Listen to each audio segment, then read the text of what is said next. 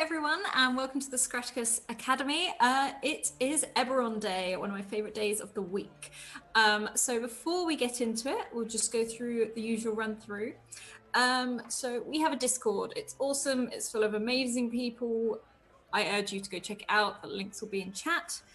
YouTube, we are all up to date and now able to upload regularly. So this episode will be on here very early tomorrow.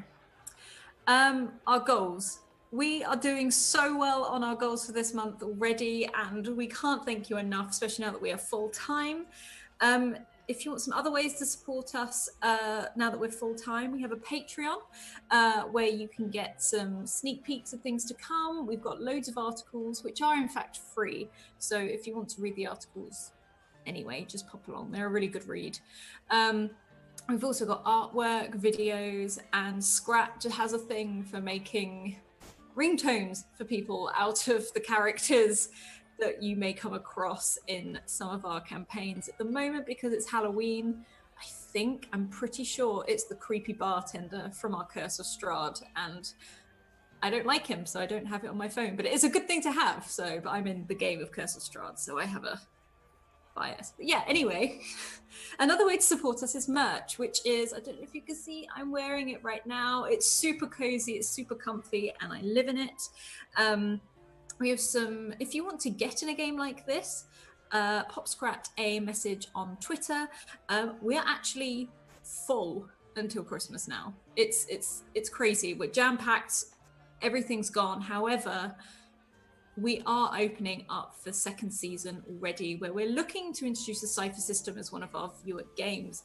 So still hop over there and drop him a message, and as soon as we work it all out, we can pop your name in. We have some awesome sponsors. One of them is here today, Bird in the Storm, who produce some awesome content.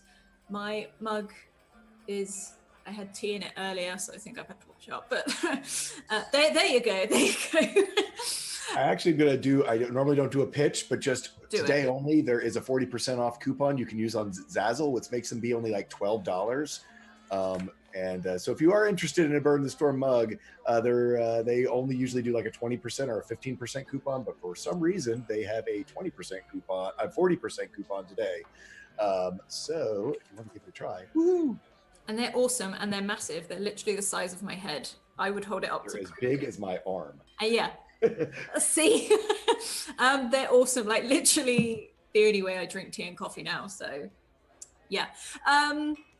You also do t-shirts as well. We've got some awesome t-shirts and baseball t-shirts of Bird in the Storm.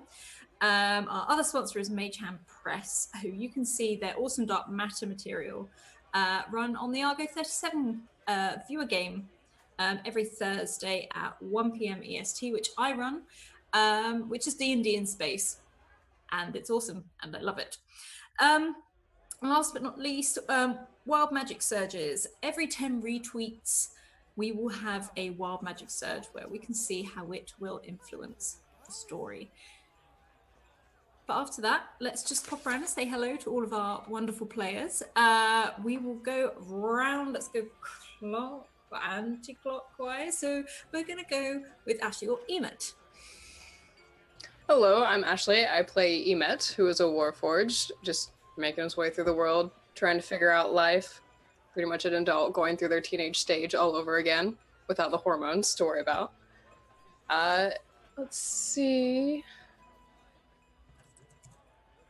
Yeah, I think right now, they're pretty frustrated. They have failed, and they don't like failure. And now they've got a lot to do to fix that. And they're quite angry. Oh, I love Emet. And let's keep going down and go over to Vesh, or to school.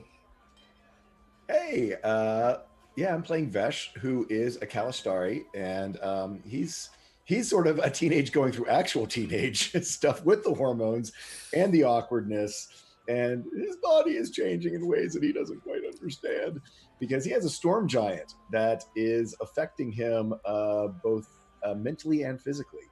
That he is, as Kalistari, are sort of a dual entity, so to speak. Unlike how it normally works, where they're just sort of a presence or sort of a bit of intuition that sort of guides your actions. Vesh is changing him, and not intentionally. They're both a bit confused about it. So that's where we are. Where he is right now, yeah, he's just he's along for the ride. Sweet Vesh. Thank you, Israel, for that donation. Each one of you get a wild magic surge to let's start this game off. So the number is now 566. You could all roll me one of those. And whilst we do, we're going to hop over to Derek or Kaya, as we know him better. Hi, I'm Derek. I play Kaya, a female high elf who is a bit constantly lost and confused and dealing with somebody else living in her head. So we're ready, I think, to delve back into everything that Kaya is now unraveling. Or last we left off, Echo, her odd alter ego. And last, by no means least, Lauren, or Tart, as we know her. Hello. Hi, everybody. I'm Lauren. I'm That Salty Ginger over on Twitter. My computer's freaking out right now, but I hope you can hear me. She, her pronouns for me, they, them for Tart. Tart is a changeling lore bard who is from the city of Sharn, where she is part of House Fiarlan there.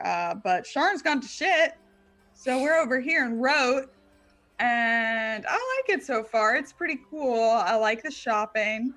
That's been very enjoyable. Don't so much like my new buddy Tarlin being kidnapped. Not that part. No, yeah, that's not advertised Rote too well. But yeah, so last week we finally arrived in Rote, and it was a busy city. And to be honest, I'm pretty sure the group spent the first hour and a half shopping, because they found this wonderful magic weaved sort of clothing, and Tart went on a bit of a shopping spree and then designed some clothing and everything, and they met their buddy Tarlan, who dropped them off on the boat. And it was a nice chit chat. I think you all ate the Rote equivalent of pizza. We all tried some amazing things, and then And sarsaparilla. Set with sarsaparilla, he did have sarsaparilla, and then Tarlan was grabbed. He was attacked and he disappeared, and Emmet, who just launched themselves out of the window in hot pursuit before the others came along and followed. The person, they did catch up with the person. In fact, I believe Emmet crushed the person against the wall almost. So yeah, and then as they came back, they realized Blue wasn't with them. Blue was still in Tarlan's apartment, or where in house where he was staying. And they found a mysterious symbol on the wall, which they learnt belonged to the Dark Six. And we've also hit 10 retweets. So I'm going to give you all a number. So Emmet 1, Vesh 2, Kaya 3, Tart 4, and I will roll that to see who gets yet another Wild Magic Surge. Let's have a look.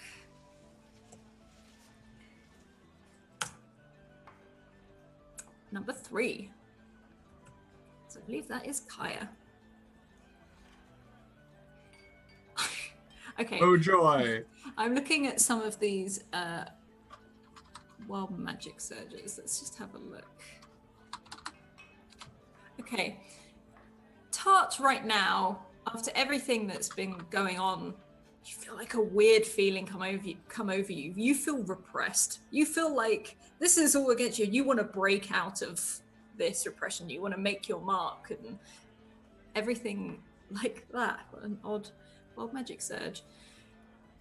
And we'll approach the others as we go further in. But you're sort of riled up right now, especially after seeing Tarlan disappear and everything like that. So, you're all stood in Tarlan's room, looking at Blue, who is pointing at this image on the wall. What do you do?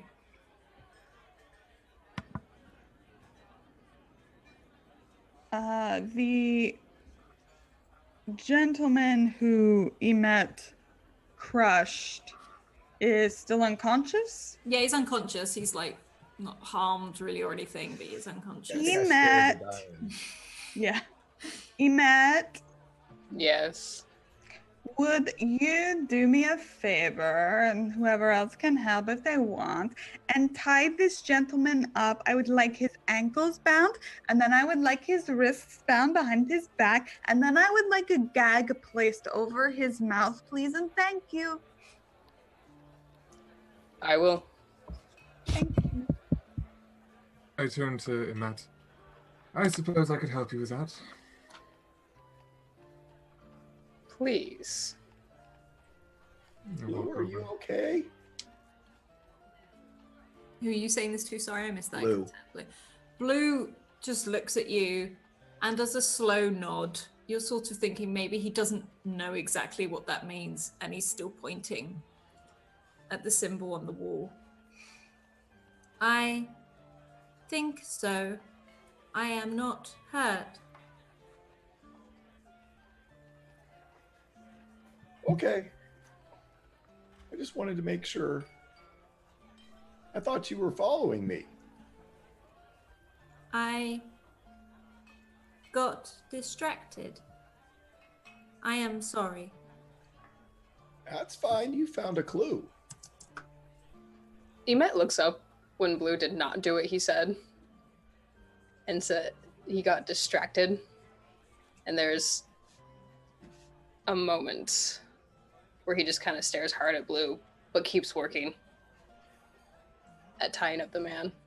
Do you look at Blue sort of like maybe you're annoyed at him, or? It's almost like annoyed and confusion. Mm. Like annoyed that he didn't do what I said, but then confusion that he didn't do what I said.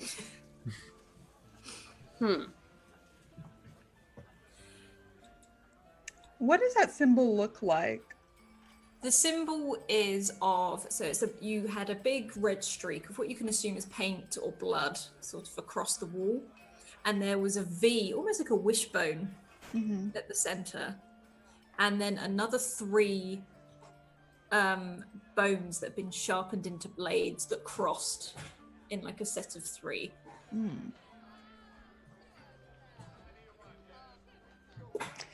I don't remember if Downward any V, of us. upward bones. Is that correct? The V is up, like, if V you is see what I mean. The point is at the bottom, and it's Right. like top, and the top, like, you could see almost that what looked like thigh bone sort of. Gotcha.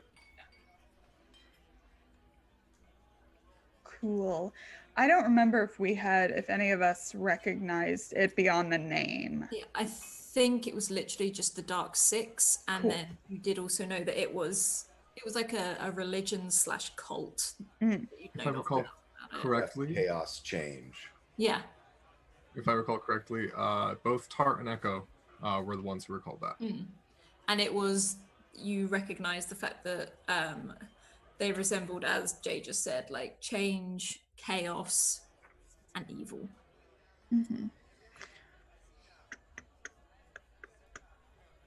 I have a sinking suspicion. I think that perhaps, just going on a limb here, that Rizzo might have been having Tarlin deliver something to the Dark Six. Yes, and maybe accidentally we intercepted it. Totally an accident, of course. Accidents do happen.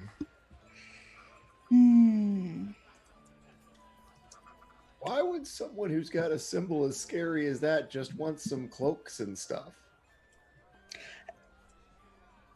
They didn't want just cloaks, Vesh. But Tarlin said he was just delivering cloaks. That's what Tarlin thought. That's what I thought. Yes, you would also be very good at this job. See? I look to Blue. Blue's just like nodding at you as you do this. Yes. Did you find Tarlin? Tart looks at Emet. No, not yet. Oh. Did you pick up the guy that you smashed into the I was wall? gonna say, isn't he with us? I was going to say, didn't you have him like? Yeah. Yeah. And Blue's like, who is that? We don't know yet. But I think we will find out soon. A friend? Probably not, Blue.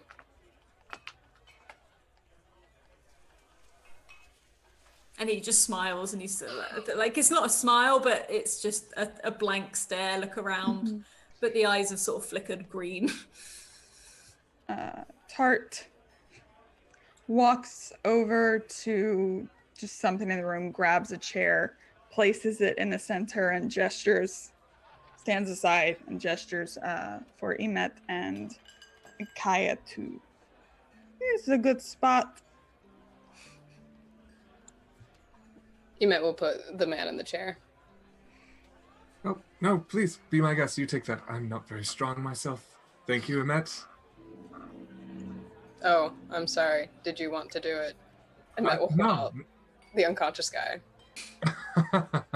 No, but it's I'm very pleased that you might ask. Now, don't be too gentle with him now. And just dumps him in the chair. Yeah, this guy like flops like a rag doll, and he just lays there like head rocked back. What is he wearing? What does he look like?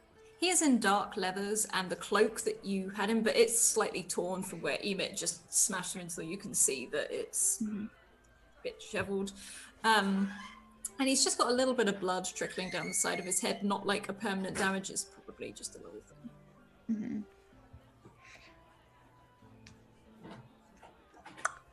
Irony. Do you want me to wake him up? Once he is tied up, sure. He would be bound and gagged at this point, correct? Or have we not secured him yet? Oh, he's literally just flopped in the chair. He's Okay, ragdoll in the gotcha. chair. Nothing's been All right. done to him or anything at all. Anyone have any rope or anything? Oh, actually. Emet does. Is Emet just doing it? Yeah. Yeah. They have lots of pockets, remember? Out of all the pockets, they just keep pulling out rope. I'm gonna go over to like the bed and pull off the pillowcase and like wad it up and just kind of too large for a gag and throw it over my shoulder and start like looking for some piece of fabric that will fit neatly in his mouth. It's mainly, this is a simple place, so there's not actually a lot of material here. There's like curtain type things at the door, but again, probably too big. The pillowcase is literally going to be the smallest thing there. All right then. And I pick it back up after kind of looking around, begin twisting it up. Well, the best part of this is that you want to make sure that they can't drool everywhere. So then it gets all slippery when they try to run away. And with that,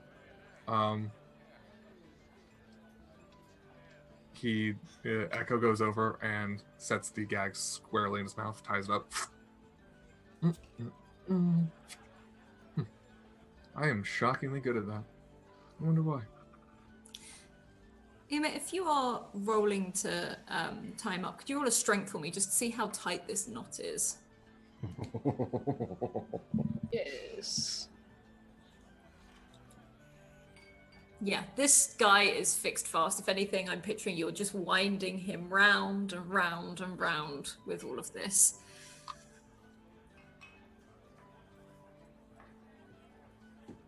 Okay, so Tart is looking between the bound man and Vesh. Vesh, Yep. this may get a little unfriendly. I understand. He took Tarlin. Yes. We're not going to, I don't want to say that. Yes, we're going to wake him up and we're going to ask him some questions. At that, Emet starts to You're like gonna try to scare him into talking. his Yes. head. I can help with that. Yes, you can. Very good. Tart, quick question. Uh-huh. Are these going to be yes or no questions? Because I kind of happen to,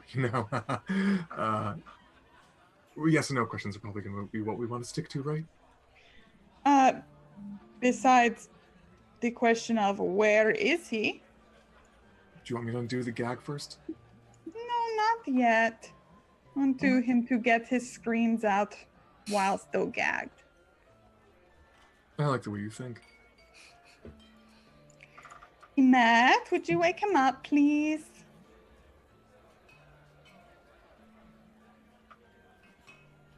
Yes. Emet walks over, again, kind of like rolls his shoulders, cracks his neck, which actually just sounds like groaning wood. And then just, at first very lightly, starts tapping the face. This face is like... And then a little bit harder. And a little bit harder. And then you just hear... Wake up, Mr. Sleepyhead. And while Emet's doing this, he is right in their face. Yeah, way like too close. He's waking up and he just starts like muffled screams. Get it out. Get it out. And you can see he's trying to jump up and down on this chair, and the chair Get is it all out, buddy. Yep. And having Emet this close, he's really trying to like lean back a little bit and try and move, but he can't. So the chair is just slowly tipping as he's trying to get away from Emet. Emet stays there just a little bit too long and smiles, which is really just his mouth partly open. And then leans back and steps out of the way and kind of just gestures to... Are you Tart or Ophelia right now, Tart? Tart. Okay. And gestures to Tart to see if they want to proceed. Yes. I got an idea if y'all... Go for it. So Vesh sees the chair try to tip, and he wants to try to help. Oh God. But yes, because of all things, Vesh actually has a proficiency in intimidation. But this is how I think this probably goes. I think he tries to help the guy because he's starting to fall over. He like knocks him over and slams him down on the ground. And he tries to set him up, and he slams back over to the other.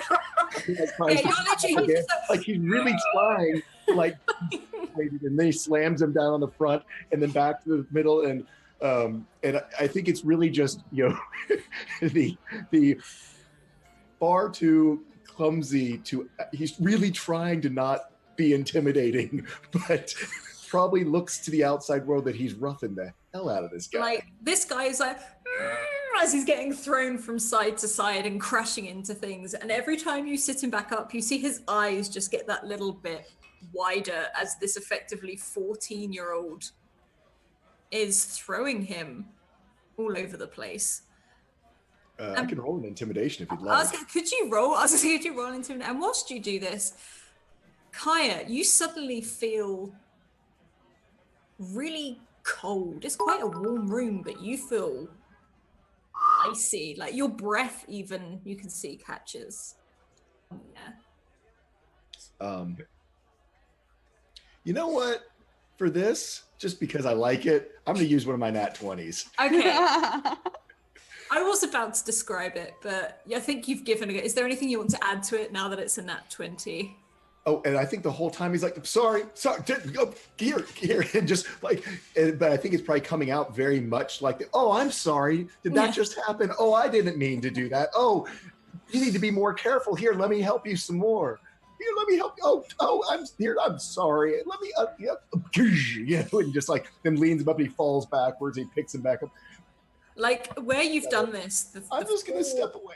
Yeah. One of the legs on the chair has sort of knocked, it's not come away. So now he sits at a slight angle, wide-eyed, staring at you, Vesh, and sort of glances at all of you. And thank you, Katie, for giving Tart a wild magic surge. You better also their questions. Mm-hmm. We are also at 20 retweets. I'm going to roll in for. So same numbers as before. 2. So I believe that's me. That's Vesh. Oh no, right after that. Okay. And it's 566. Mm-hmm. Yeah, 566. Oh, new one. Okay, so this poor guy is now sat this sort of half broken chair, half everything sort of he's been thrown around, and basically he's staring at all of you for that. That was really, really good, Vesh. Now, Mr. our new friend, Sleepyhead, I would suggest you answer our questions calmly and quietly and to your best knowledge. Or my friend will throw you around some more, and then we will slowly elevate to other fun things. You understand? Give me a nod. He's like, I walk over to him, and I very gently place my hands on either side of his neck. Oh, that's so much warmer. Go ahead. like he's just like he tries to like retract his, until you put your cold hands on him, he's like, And I just sort of shift his gaze, make sure he's looking right at Tart. Go ahead. He's warm and listening. Great. I'm going to yoink the gag out. he's like, what the hell is wrong with you people? Oh, please. I am asking the questions, me and my friends, and you're going to answer the questions. Do you understand? Depends what questions are. Echo takes his head and nods it up and down. Oh, I see. So you agree. Great. I do not agree, like as his head's going up and down. You really might want to.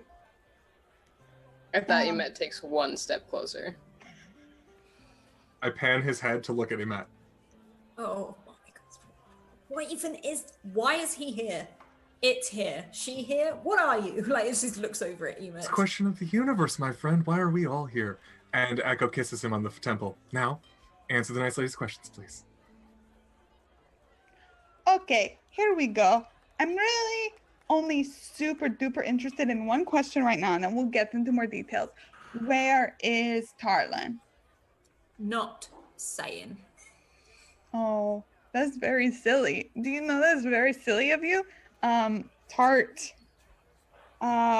pulls out a metal barrette from her hair, and she walks over and she like kneels down in front of him.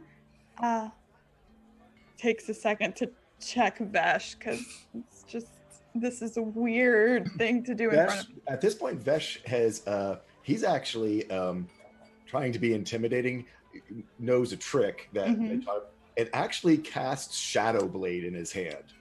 And is so this black blade of like lightning crackling darkness is in his hand, and he is fumbling it around, and it is getting dangerously close to everyone. Like you gave a kid a knife to continue my intimidation of this guy. You see? Can you roll intimidation for me, Fish? and Tart actually as well, please. Okay, I'm gonna add something to it once. Yeah, Well, can I do it to give Tart advantage? Yes, of course you can. So yeah, I want to give Tart advantage by me clumsily handling a very ugly looking knife. Oh, okay. She might not need help. Apparently, Tart's scary. Me? Okay. So you've scared the hell out of this guy. Like he's gone slightly pale. So how are you doing this? Well, with Vesh swinging at the end, you see that's going to hurt you later. And then she's gonna like push up his pants leg, like so his knee is there. And she's gonna place the barrette on top of his knee, the metal barrette. Okay, so last chance. Where is Tarlan?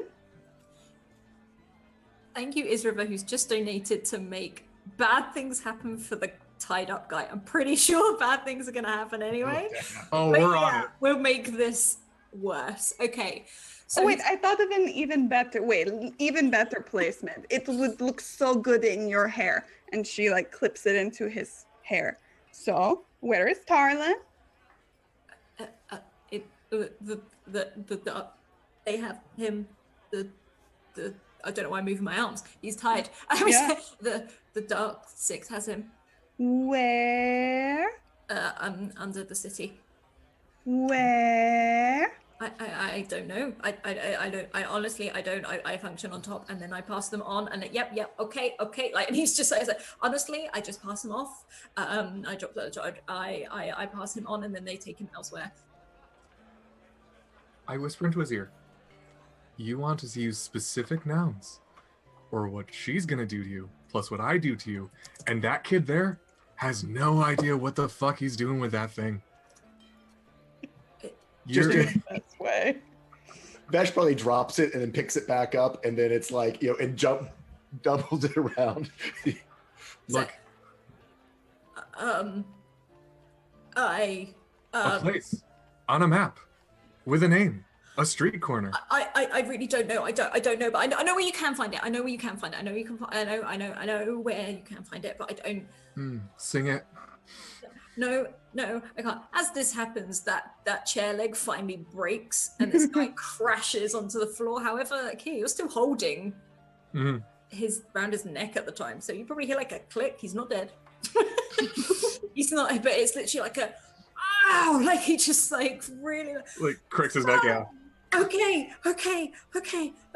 Look, you just gotta find him. I don't know. I meet them on the top. I pulled him out of the bathroom. I dragged him down the thing, and I handed him over. That's literally all that happened. Would you please get him to put that away? Like looking at Vesh with this ball of energy just moving around. Well, first, sweetheart, you have to tell us your name, because when we start saying, hey, this guy started singing, and then they're going to know where to kill you, we need to know which people to find and track when they murder you. That's all. I can't tell you my name. They'll kill me. Oh, no, we'll kill you first. The barrette starts to glow red hot Yeah, and as he's just Hart like, casts heat. Oh, you have heat Oh. metal. Ow. Like, so this is in his hair, isn't it? Uh-huh. He's just like, ow, ow, ow. Like he just starts like smoking effectively from up here. And he's like, okay, can you please get this off my head? Just get it off my head. Get it. And he tries to like shake completely still. like looking. he's trying to shake his head, and obviously it's not moving. What's your name again? Magnus. My name is Magnus. Oh, good. Great. Good. And Echo looks up at Tart and he goes, wait, this is your methods and you're worried about what? Never mind. I like this. Go. Keep going. Okay, so Magnus. Where did you hand him off? In the bathroom? You're muted, Magnus. I'm sorry, I was strucken with fear. In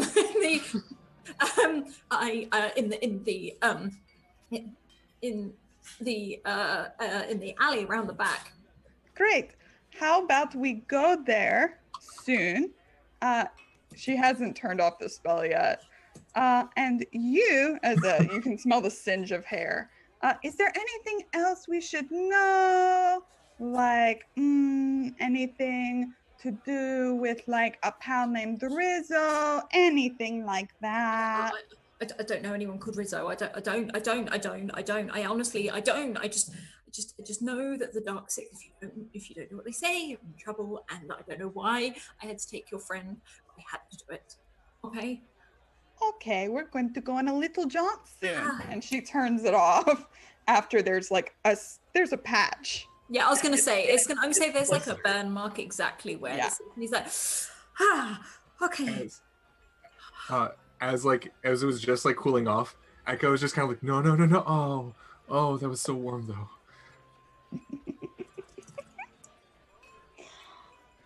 Okay, Magnus.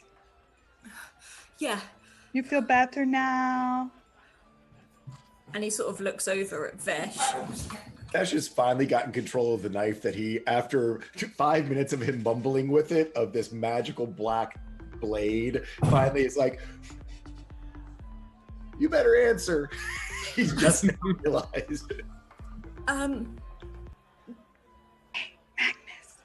Yeah. You want to see something cool? I don't know. She flips her hair over right in front of him and like shakes it out, and when she flips it back up, she's got his face. And he hang on, let me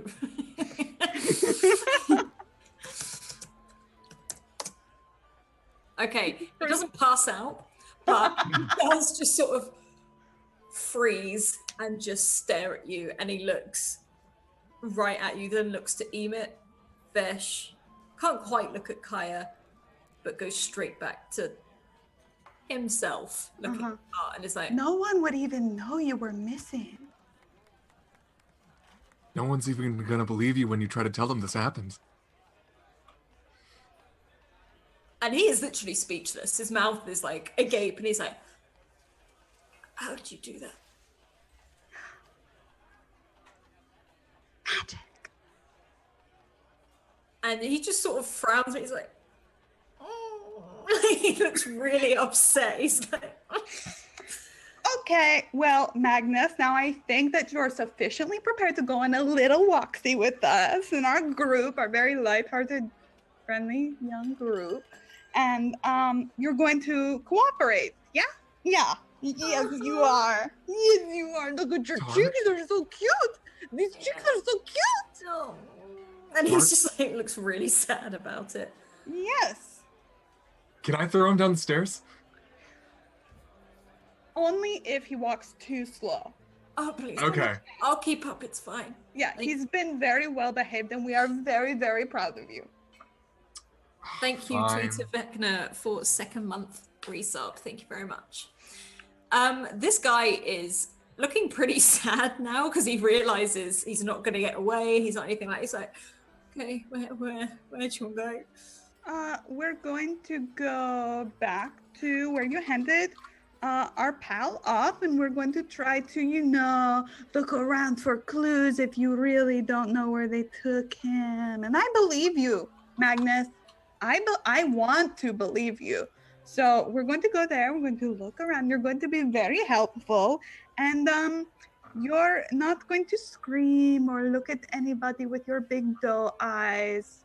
And we're just going to, hang out. Doesn't that sound fun? Yes. Mm-hmm. Hey Magnus, you've heard of the whole you've heard of the good guard bad guard routine, right? Well, Tart's the bad guard. That guy over there, he's the rookie guard. Big guy, well, he's the weapon, and me, I don't know. Depends on the day. You're in for a good ride. And you see him just sort of fall down, and Blue pops in behind him. He's like, am I the good guard? Yes, Blue, you're the best guard. So we go now. Mm-hmm. So Blue will walk over and start to pick up this guy who's still attached to the chair. He will just pick him up and start moving. Yeah. We may have to untie him so it doesn't look suspicious. Okay, and Blue just drops him. And the chair fully breaks as he crashes to the floor. This guy is still like, he's not fully tied up now, like his hands and legs are tied up, but the gravel around the chair, his body's like shuffling, like worming away from you a little bit. Magnus! You may go over and grab his shoulder and help him to his feet. Yeah, he humped me up. He's not massive. He's not like a huge guy. He's quite short, and he's quite slim and weedy. But he looks fast. Apparently not fast enough, but he looks fast. And he's just like, okay, follow me. And he can really feel. I'm guessing Emet's squeeze on his shoulder, as he's like, could you untie my feet, please? As he sort of tries to penguin waddle forwards towards the door. Yeah. Thank you. I turn to Vesh. Hey, Vesh. Can you do me a favor? On our way out, Kaya had kind of a moment, and as you can tell by my cute little toesies, my boots are in the rafters. Any help getting those back would be very appreciated. I can run back up to the tavern and grab them. I bet I can reach. God, that's right. Sorry, I've been... It's only 3 doors. Wow, it's like Kaya's memory's starting to get to me too. You know what? They'll sort it out. Actually, is this guy's wearing some form of boots, right? Yeah, he's wearing boots. Oh yeah. I go web up. What? I need your shoes. What? Why my shoes? Because I don't want to walk Harder through the run if streets you don't have barefoot. shoes. She has a foot fetish, Magnus. What? Like it's sort of like what? She just wants to see for a while. What, my feet? Mm-hmm. But I don't want to show my feet. It's Oh, I'm cold so outside. sorry. That's so sad for you. Emet Yeah. will trip him to the floor so that way he's off his feet. Yeah, you can trip him over. You're lucky. I heard last time she took the shoes with the feet still in them. What? Yeah, Like, no one- he immediately tries to like, even though his hands are like, he's trying to like get his boots off, like really. Yeah, a foot fetish. Okay, like trying to like push these boots off and quickly like pushes them Kaya's way, like fine, have them, like don't mind. I mean, and look, and he sort of lifts one of his feet up. There you go. As I take them, I go, to be honest with you, friend, they could be telling the truth for all I know. And I put the boots on. Okay. This way. And he sort of slowly with Emet's hands still on his shoulder walks through the doorway. Are you all walking after? Yeah, what I want to do is kind of like take his hands in mine, like we're going on like a little romantic stroll, so I can hide the rope around his hands. Yep, you can do that. What I will say is, as you all step through the door, you notice Kaya is missing.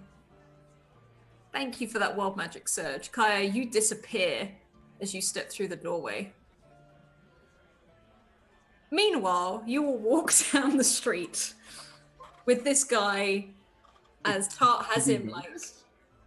I'd say you probably would once you got down the street, 'cause it's just, as he's leading you off. Say Kaya went at the back, as she was Put the trying to shoes put on on. her shoes. Yep. As if I couldn't get spookier. Yeah, you catch up. Well, magic surges aren't helping you. She'll catch up. She will. Okay. Now come on, Magnus, and we're going to go back to the alley. Yeah. So you guys walk down to the alley. Emmett, you've got your hand, I'm assuming, on his shoulder still. Blue is right behind you, and Tart, you're holding him so that you can't really see the ropes. And what's Vesh doing? I think Vesh is just sort of wandering sort of behind because he doesn't want to do anything that might either draw attention to themselves or do anything like that. So I think he's sort of walking at the back. I think he thinks that he's like being rear guard. But for the most part, he's not paying enough attention. He's sort of, he's being Vesh. He's just sort of, sort of seeing where this goes. I mean, he's worried about Tarlin too. So, so I think he's just sort of, I think he's kind of trying to tune in a little bit to Ugola as well, just to see whether or not, just if he's getting any sort of hinky feelings about this. You don't see anyone behind you or anything. The street's quite clear. It is dark. It's definitely evening now. And you're walking to it. Magnus leads you down to this alley. And he's like, there, just in there. Okay. Age before beauty. Come on. And you sort of shove him that way, and he just takes you over to Bison where some barrels are. This is a very normal looking alleyway. There's nothing particularly interesting here. It's just a simple cobbled street. Does it dead end or does it keep going? It dead ends. Aha! Great. Good. Oh man. Not Kaya. This is perfect. There's probably a secret door here she could find. Okay, we're going to look for one. Emet, would you just hold on to our buddy Magnus here? Magnus, who is going to be very quiet and very good for us. And he nods like frantically. Mm-hmm. Of course, Emet will use both their hands on their shoulders. You hear like a little as you put your other hand on his shoulder. Tard is going to start kind of she'll try opening the barrels to see if they're like fake. She'll start trying to like move them around, look at the wall, that kind of deal. Yeah. Sorry, go on, Jay. So I think while Tart is doing this and sort of looking around, one of the things I think Vesh sort of, getting feel about people, especially from Ugola, and just his years and years of wisdom and experience. Can I do an insight check on Magnus while Tart is looking around to see if his eyes dart or do something that gives away that he actually might know at least where they come from, or hey, they usually come from the back corner or whatever? Yeah. You roll an insight for me, please. And in fact, Tart, can you also... Oh, and Tart, can you just roll an investigation for me?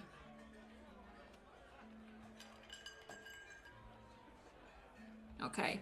So, whilst Tart is looking around, you're sort of going in the barrels. The barrels seem normal. They seem just like regular barrels. They're also... You can feel along the walls and there's nothing there. There's no keystones. There's nothing like that. And Vesh, as you watch Magnus, he sort of mainly twiddles his fingers and thumbs, like sort of nervously looking at them, and every now and again looks up at Emet and then to Tart, and is just quite awkward.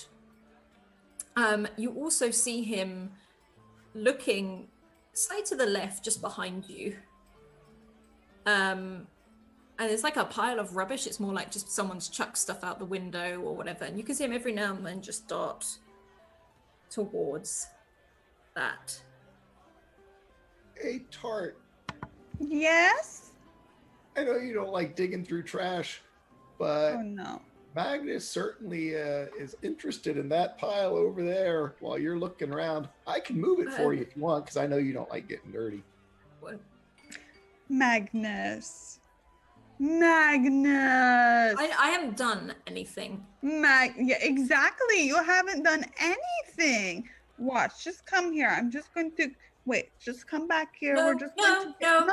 It's okay. We're just going to put it in place. He's just trying to like duck out We're of just your going to way. put it in place in case anything else comes up. Come here. I'm going to clip it onto your ear.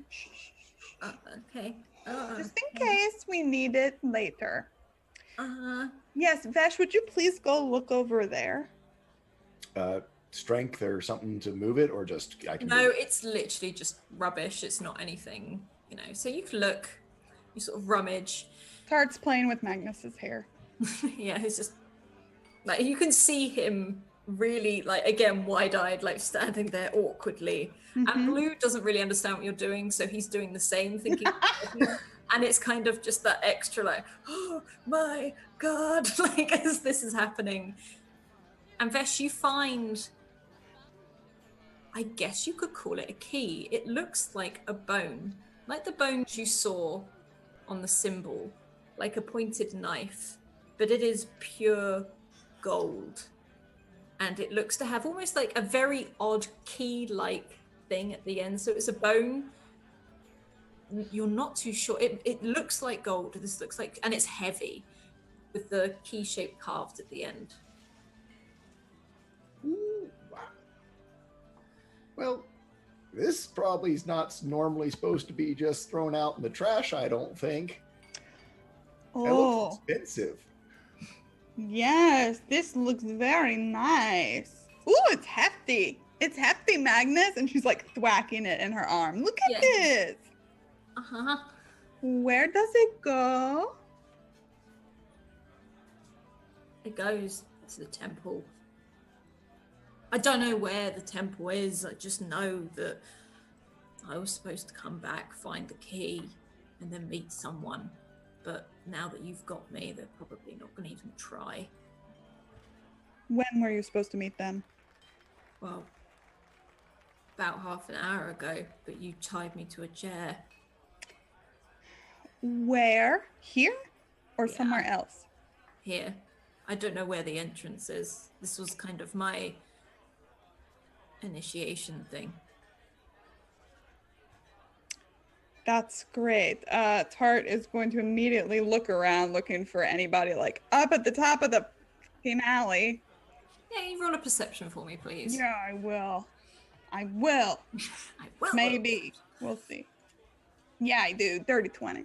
Yeah, there's no one here. And what you can see from that is if anyone was here, they've left. They're not coming back. This guy's been abandoned, effectively. He's a lost cause. We're going to quickly hop over to Kaya. Kaya, you have this rushing sensation take over you. You feel like you're being thrown forwards. And then it's like the blackness opens and you are hovering above the river surrounding the castle as you start screaming towards the water by the docks and you plunge into the depths of the water. As soon as I'm oriented, I'm going to pull myself up to the surface. Yeah, you can burst like up like, like as you have that, and you can just see you're just by the docks. Like you can see the castle at the center. You're closer to the dockside than the actual castles, and you can see a huge obsidian tower and pretty much the streets you've walked along yesterday. And you can see a man sat on a box with a fishing rod by the dock going, "What are you doing?" Oh, fuck me. Just going for a swim, thanks. It's late. Do you want some help? That would be lovely, yeah. Okay. Like, and you just see him sort of wrap the line round his fishing rod and just slowly hold it out to you. He's just like, it's not good for you to swim. It's getting colder now. No, I know. I was actually, funnily enough, I was really cold before I just decided to go hurtling through space and God knows what else, until I landed in the river. Funny that is. Right. Okay. And he sort of helps you out and you are dripping wet. And he's just like, what is a pretty lady like you doing swimming in all that? I prestidigitate myself dry. Uh-huh. Right. A whim. I'm whimsical. So you went for all right. Like, and he just pulls off his jacket and starts wrapping it around you. And he's like, don't do it again. Oh, I'm sort of one of those, give everything a try once. Hopefully I don't feel, so compelled ever again. Right. Okay. And he's sort of looking at you really confused. He's got a bottle in one hand. He's been drinking. If anything, if you're like, oh, I fell from the sky, he'd probably be like, okay. But he's like, well, good luck and don't swim in rivers in the cold, I guess. Yeah, thanks. I'm definitely going to try not to do that. Okay. Bye. And he just sits back down on his box. Yeah, Kaya, who's still Echo, just kind of pretending at this point, just gets up, And do I have an idea of where I am? Yeah, you're down by the dock area. You went and bought the clothing from the street, a couple of streets over. Right. And you can smell the food still cooking. And the tavern you guys were in isn't too far from here. Oh, lovely. Okay. I'm going to take off the boots that I stole from that guy. I was going to take them off and be like, oh, by the way. And I just set them down near the fisherman. Found these in there, too. Oh, okay. You're welcome. And I make my way back towards the tavern that where my actual boots are. Yeah, that's at the slaughter docks. So you head back to the slaughter docks, and it's quite busy. And you can see the woman in there like, oh, love, what happened? Oh, I'm all right. Oh, did I miss a bit? And I just kind of finished drying myself with prestidigitation. No, but okay. Where's your friends? Oh, that happened. Yeah, well, they kind of they're on an errand. They're actually on a tour right now. Are you going back to him? Yeah, I will be. Do you mind if you give this one to the pretty lady one? And like reaches down and says, she's got a letter that came in for her. All right, sure thing. Hey, I take it, sort of look it over. it's got a seal on it. It's just got a wax seal. Echo mutters to himself, "You're lucky I'm trying to get on your good side." And pockets it. Oh, by the way, you wouldn't happen to have like a long stick so I can get my boots down, would you? I was, what?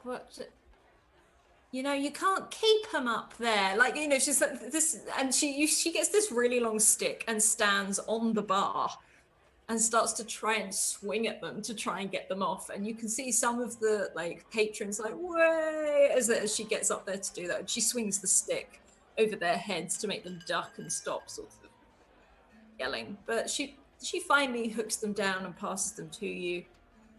Don't do that again. Oh, lovely, thanks. Yeah, no, I didn't mean to, really. And put my boots back on. And all right, yeah, I'll definitely thanks. And as she turns, there's an audible lower sigh as the clothes change. Mm. Oh god, it just keeps getting weirder and weirder. And I head back towards the direction that I think that they're going in. You knew they were going to the alley, so I'd say because you came out running with Tart when Right. thing was happening, so you can head back in that direction. We're going to skip back to Emet, Tart, and Vesh again. Emet, what are you doing? You still holding on to Magnus? Yes. So Emet's going to hold on to Magnus and also keep looking around to see if anyone peers down the alley, anyone seems just a little bit too interested, or if there's any sort of like crack in the wall or... There's some people passing by, like just past the alley. They're not really looking at you. Some of them are drunk. They're not paying any sort of attention. You can see Blue stood by the entrance to the alley anyway, almost as if he's keeping guard. And what are Tart and Vesh doing? Vesh is just sort of looking at Tarts with I think your mic switched, Yeah. Jay.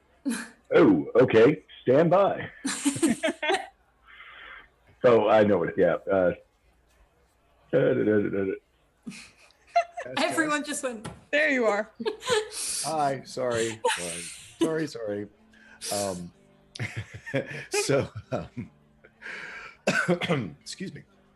I think Vesh is sort of like keys, doors, and I mean, I think he's kind of thinking that maybe there's a keyhole somewhere here that in the alley. And so I think that he's kind of like looking a little bit like, I assume there's no like normal doors in this alley. And so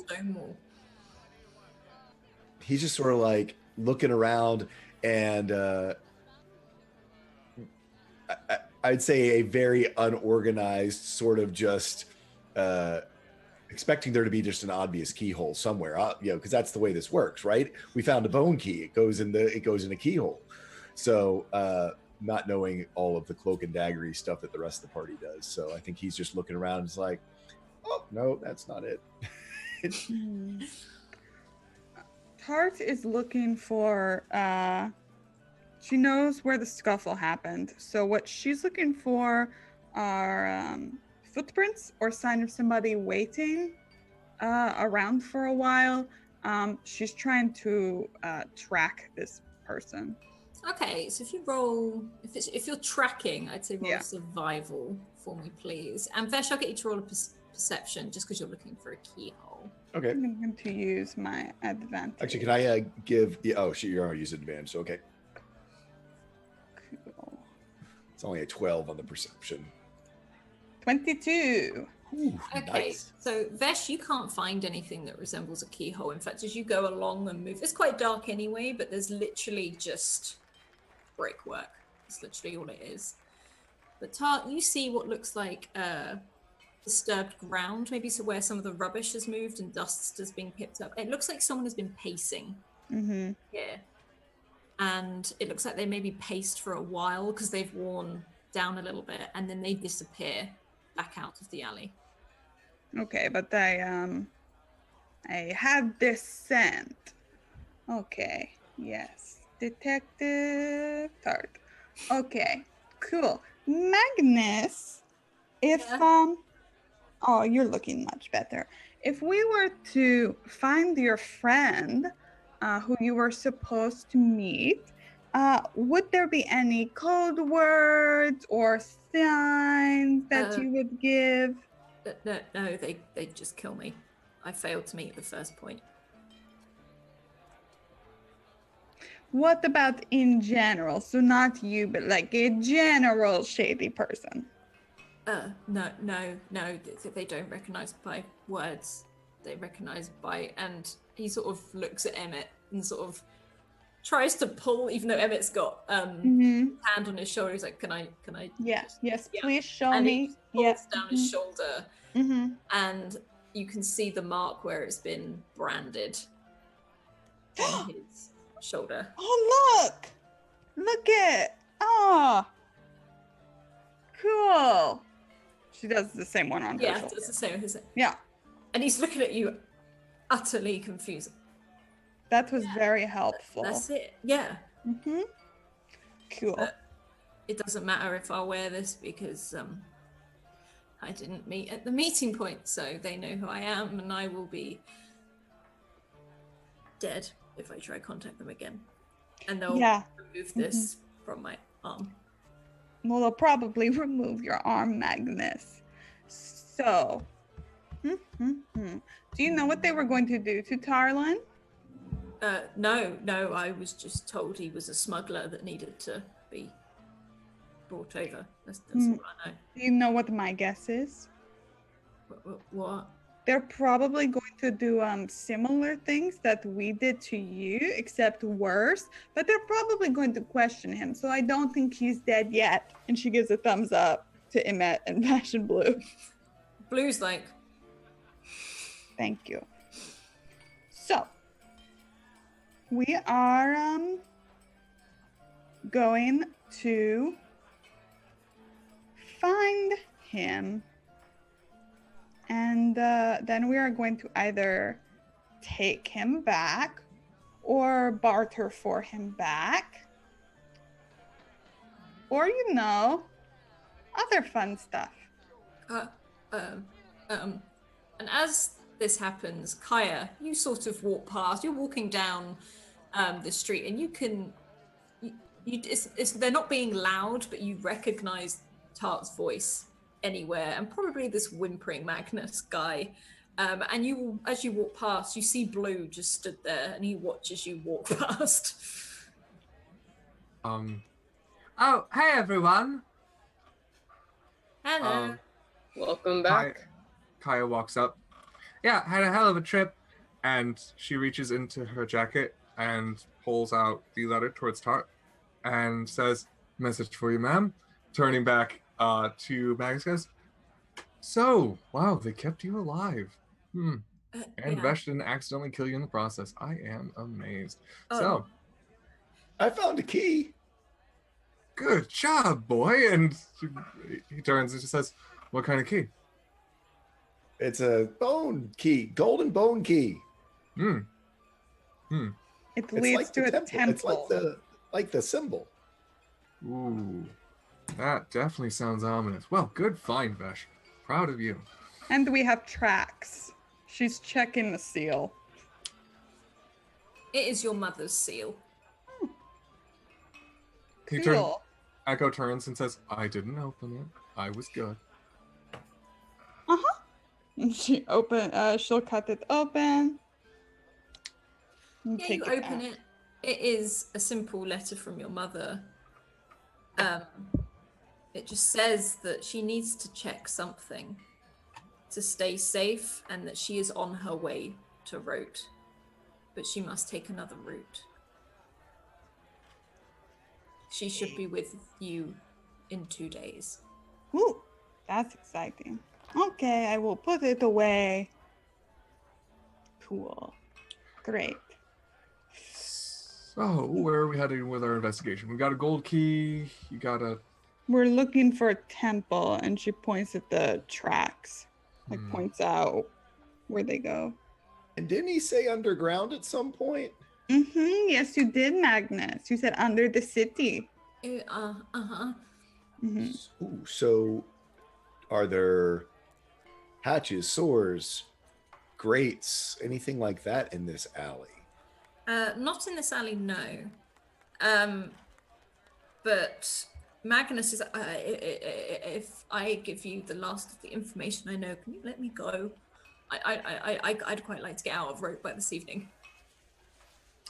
It depends. It really does depend. You know, if the information you're feeding us leads us into a trap, and you know, if your poor little feet bleed as you're trying to run away, that's definitely my fault because I gave your boots to someone. It's not a trap. I'm too scared of it.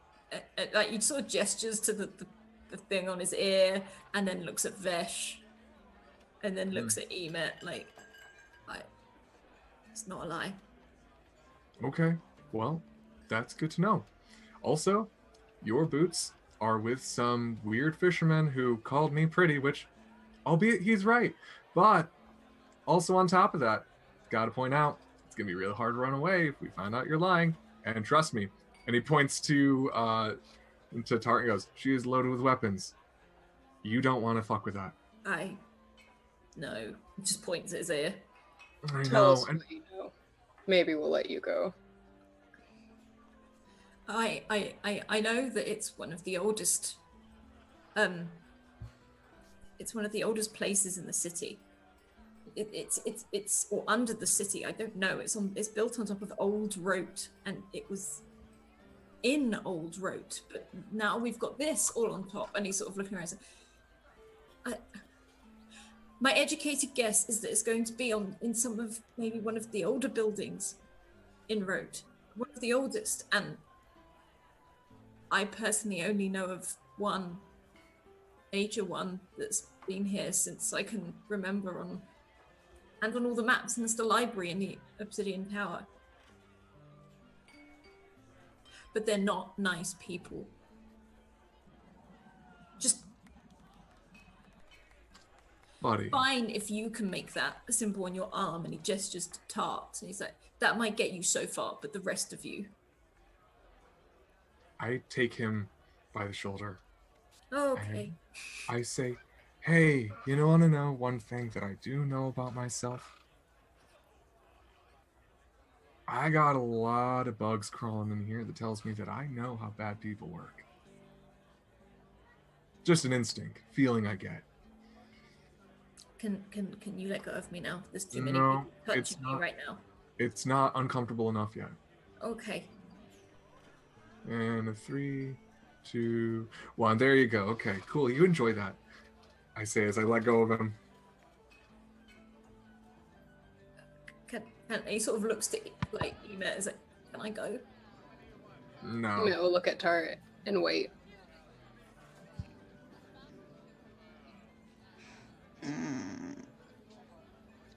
You can find information in the library about them. It's not main facts. It's in the restricted section. They won't let you in there. You have to sneak in. And the restricted section is the old part of the library. I can only assume this. I don't know. Okay. Yeah. I think Magnus is very, very scared for his life. And I think that we should let him go. Emet opens his hands. Doesn't move his hands, just opens them. Yeah, and you can They're just still hovering right above his shoulders. You see his shoulders just go. You sure about that? Magnus, would you please hand me my beret? And he slowly reaches up, doesn't like take his eyes off you, and just shakily hand pulls it off, and is like, "Here you go." Now run. And he just sprints. He literally dashes past you, sort of accidentally crashes into Blue a little bit. And he's like, "Sorry," and just keeps going and disappears off into the night. Careful, there's a lot of uneven stones. Okay. So we have a direction. That we do. I guess we're going to the library, huh? I love libraries. Maybe I'll be able to fall asleep when we get to the library. Maybe. He turns to Vesh and says, Vesh, if anything comes up, you know where to find me. Okay.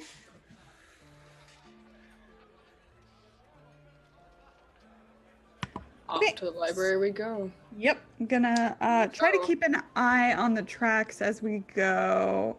And I just realized we're the characters from Wizard of Oz. Oh God, we are. Yeah, aren't you we? are. I wasn't gonna say anything. But Blue is basically Toto, just so you know. We're gonna go to the library. I'm gonna keep my eyes on the tracks that I found. We're going to the I would Obsidian like to harm Tower. you. I don't know that I can process this game anymore now that that's been said. You guys can. It is dark. You can head to the library. All the way, you do get not necessarily like footsteps the entire way, but you can see where maybe hair is snagged on the side on like a nail or something. Or something is telling you that whatever you were following is headed in this direction. Like at some points you lose the footsteps altogether, where people are throwing water out into the streets to clear up the mess people are basically making as they stumble around, drop their drinks and everything. There's a lot of taverns open, there's a lot of drinks flowing, but you gradually work your way through the city to this huge obsidian tower, which towers awkwardly. Sort of, sometimes you think it sort of moves, it's not, but it's almost stacked awkwardly. It's got this almost like a shine to it with the obsidian around it. And you can see two huge doors at the front with two guards.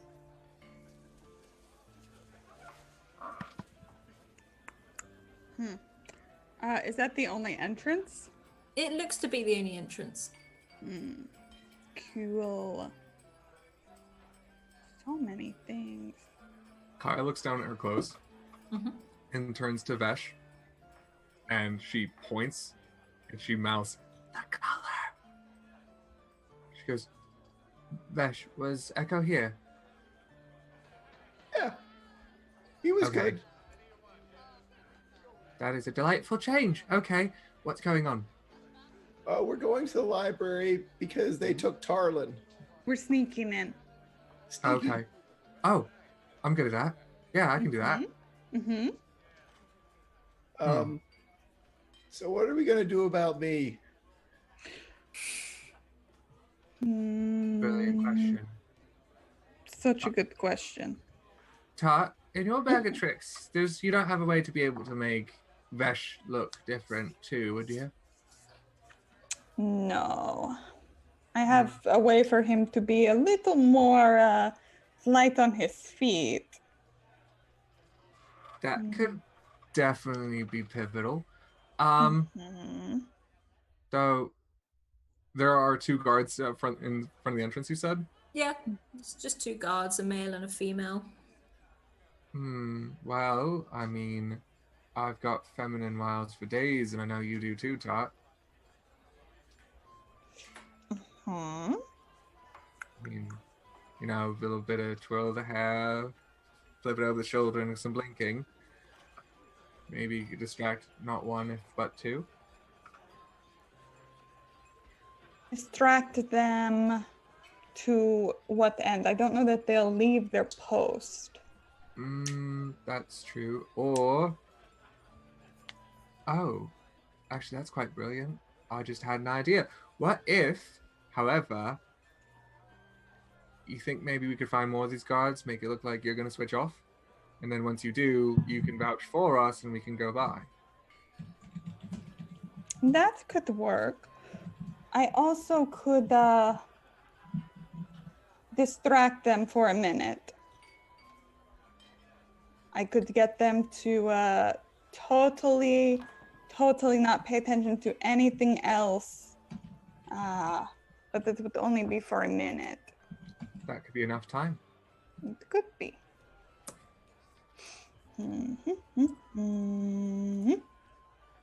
I think I like the sound of that. Yeah, this sounds, yeah, we could try this. Kaya gives her a giant grin and says, besides, you always like getting people's attention. Yes. She's going to, what's the area around the tower look like? It's just taverns. It's sort of blended in. There's the houses get smarter, and some of the buildings look more functional rather than just taverns or homes. There's a blacksmith's, all that sort of more of a working industrial sort of area. Okay, so there are lots of corners and things.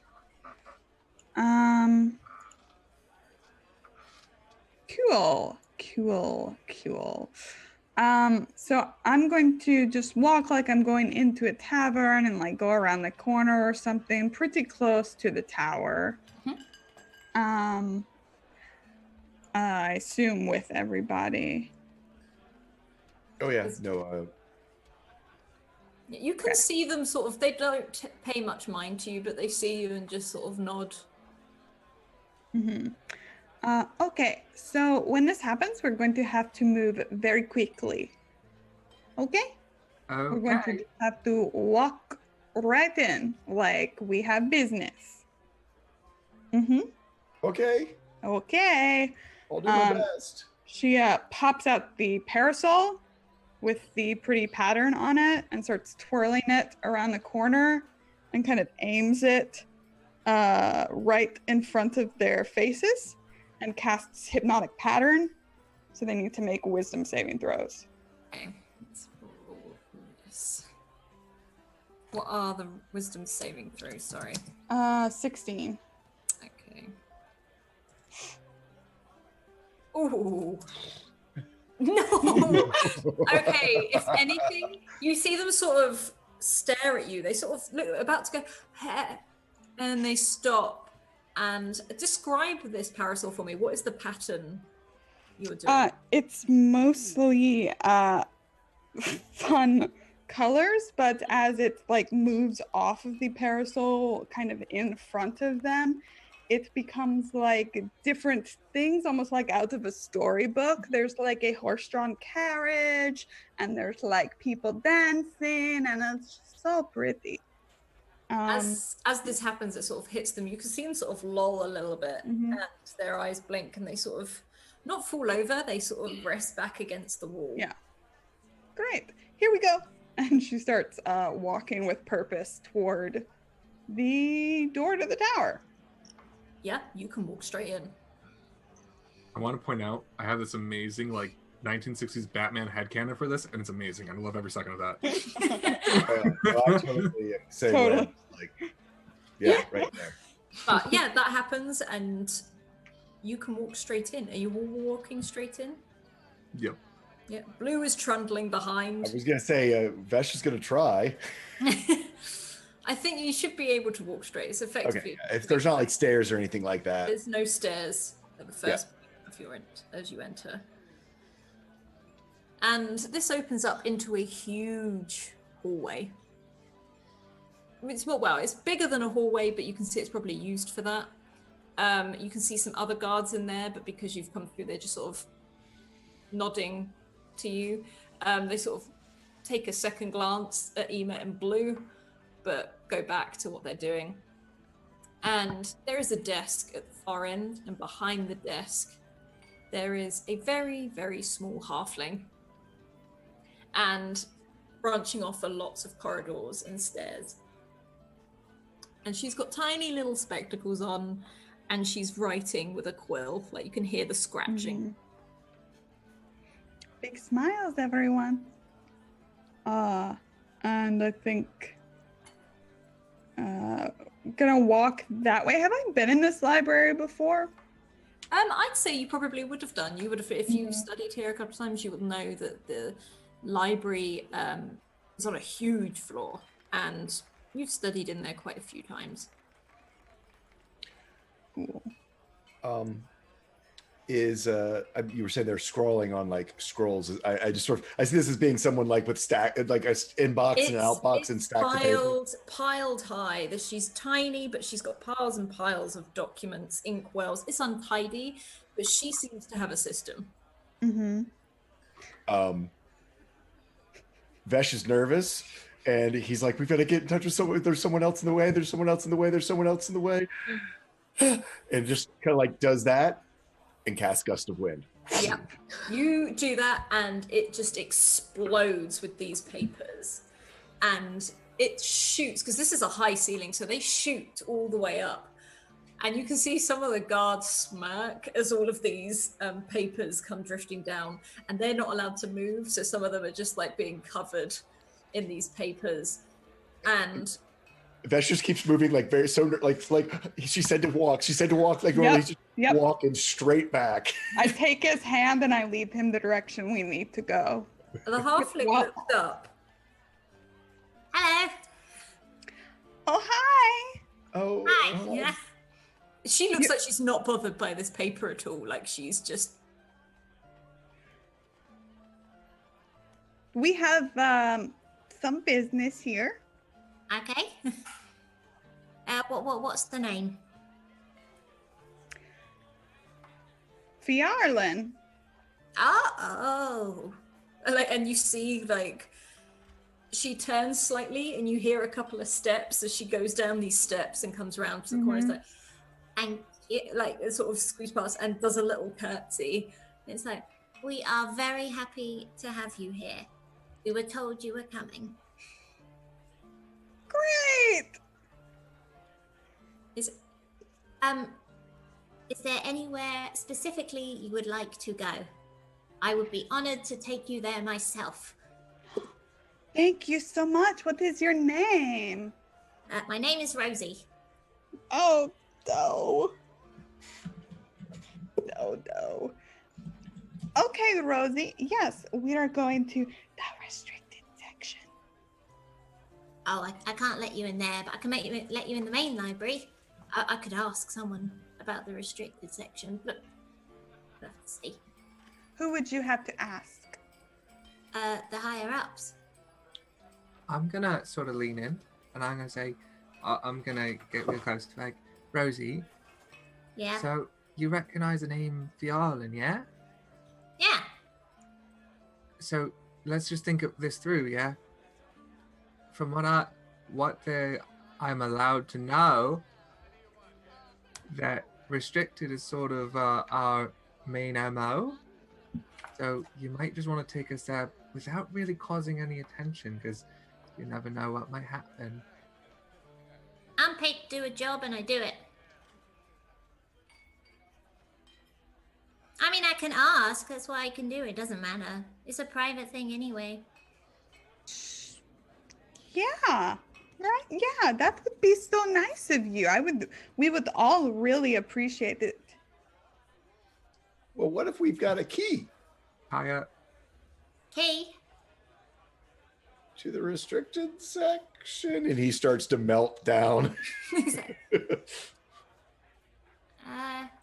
No, I'm the only one with the key. Well, Kaya. one of No, the- Rosie, you didn't just Kaya- say that. Kaya picks up a book. Like, is there like a book nearby? There's heavy books. Yep. There's Kaya- also like 20 guards around you. Kaya just kind of like stands around, just picks up a book, and then she just like looks at Tart, like gives her like that sort of knowing look, and then just kind of like wiggles the book a little, like, "Do I?" Yeah, Vesh is like, She then like Kaya gets an idea, and she goes, "Oh, Vesh, will you hold this for a second?" Rosie looks at you. I wouldn't do that if I were you. No, what? Oh, sorry. What's the title of the book that I'm holding?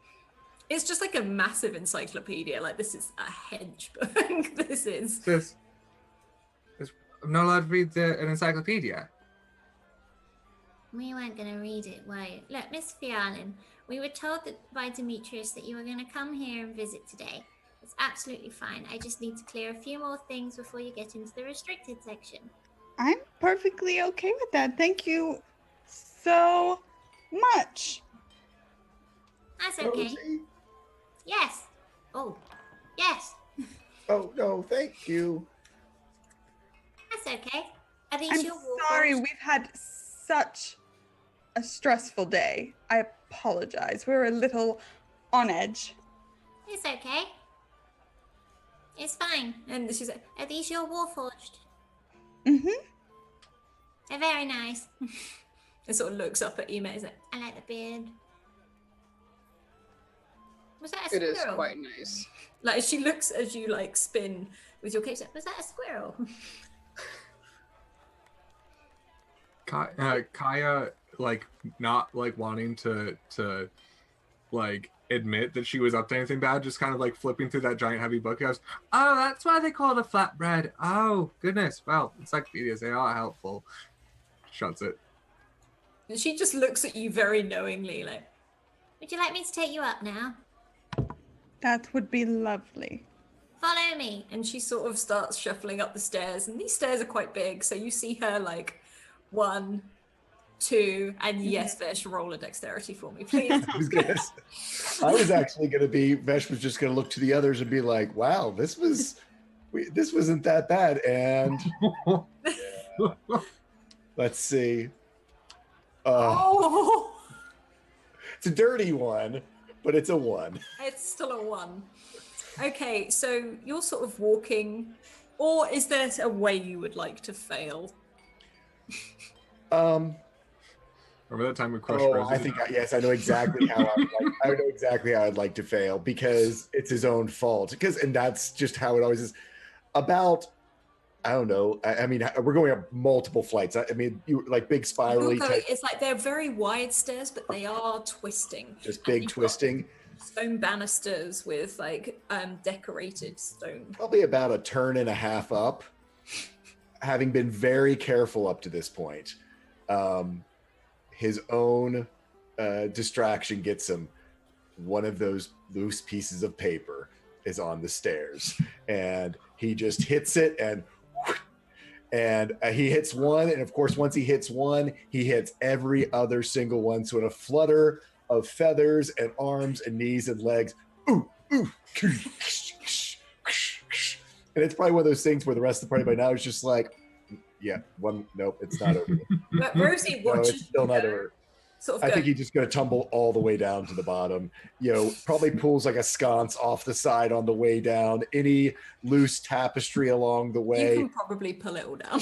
Yeah, just when you think there couldn't possibly be one more thing. Oh, sorry. Oh, wait, I got it. No, here it is. I'd probably knock a guard over before all's said and done. There's a stone, almost like a pine cone sort of thing, like carved into the top of the stairs, and you knock this, and it starts to rotate and fall as this happens. And Rosie catches it, like you just feel, you see, like she's like, Oh, that was close. Are you okay, you poor thing? I'll be fine. Like, not hurt or anything? I don't want to get sued. Yeah, no, I'm good. It's Okay, his but just pretty much an everyday thing. Sorry, can I help clean up? And so he starts to try to pick things up, and it's no, like making it no, it's worse fine. and making it worse, and finally Honestly, it's fine. knocks over the giant encyclopedia. yeah, it's just like, you see Rosie, she's still got a smile on her face, but she's, like, she sighs, but she's like, Could have been a natural one. He would have accidentally cast Thunderwave just to yeah, really then knock just off. But on a dirty one. just destroy the tower. But she takes you up these staircases. You walk behind her, I'm guessing, but she's really slow. These are like human, if not bigger sized steps, and she's got little legs that she's effectively having to climb up onto each one.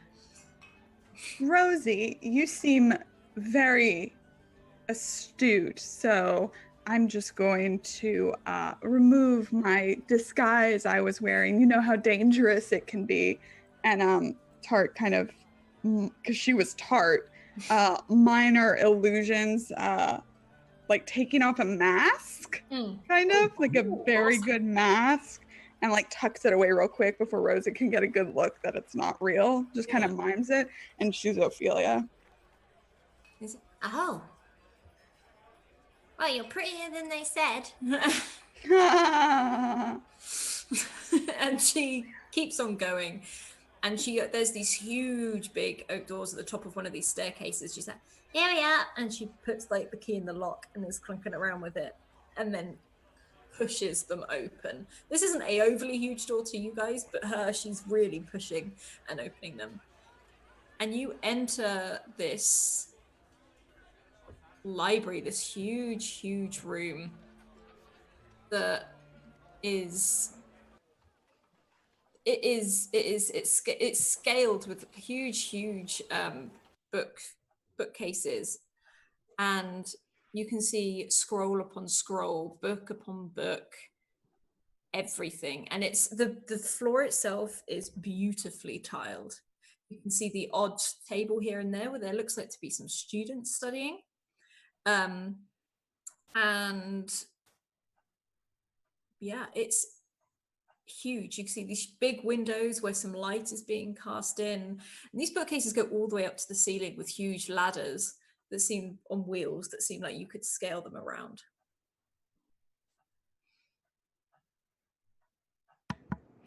Vesh like digs his hands deep down into his pockets to try to not mess up anything. To not have that scene from The Mummy. Yeah. Oh, What I thought we had. All right, Rosie, who are we going to meet? She sort of looks at you. She's like, no, it's all right. You can just have a look around. It's fine. Right, but you said we could talk to someone about getting into that section. And you see Rosie look at you and say, it's fine. I'm that someone. Just wanted to check who you were. And she sort of backs out and closes the door behind you. Well, I'm sure there's a directory somewhere if it's a huge library, so I'll go and look for where we're going. It's eerily quiet. This is huge. So as you walk, you can hear the echoes of your footsteps all the way around this room. And you can see lots of people sort of, they look up at you briefly as they're studying. Some of them offer you a smile and return to their books. And you can walk to, or this library seems to go on forever and ever. At the back of the library, there are less windows, and you can see what you would guess is the forbidden section. It is caged, and it is dark, and it looks like all the lights are sort of switched off around this area. I will approach the cage, looking at Kaya. Oh. I mean, she said she'd be back. She said it was fine. It's creepy in here. It's creepy. And Yeah, I like libraries. Just a bit. I mean,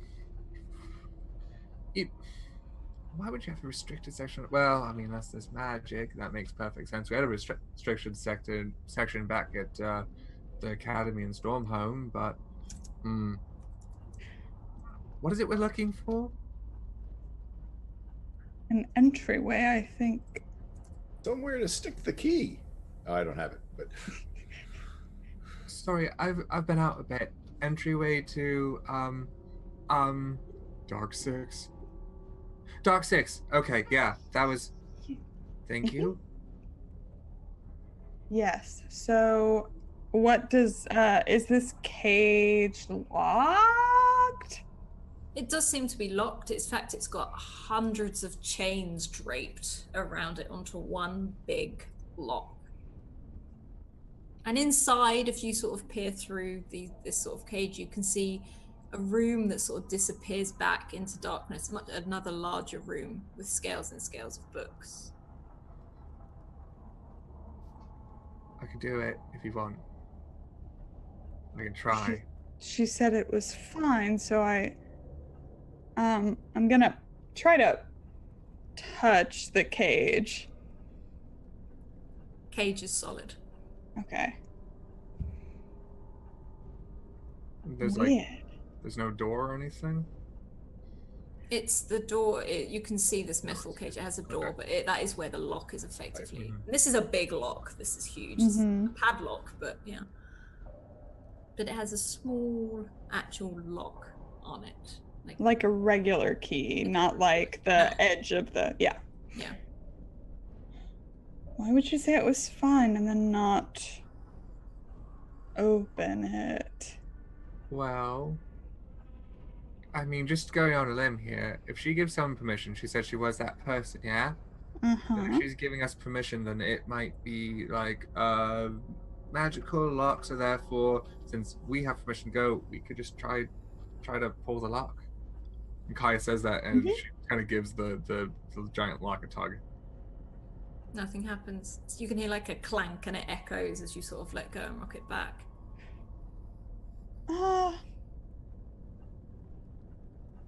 I tried the same thing.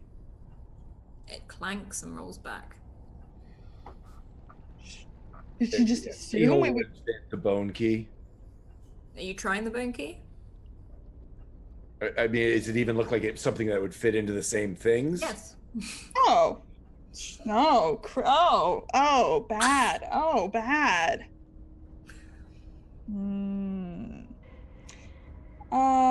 Okay.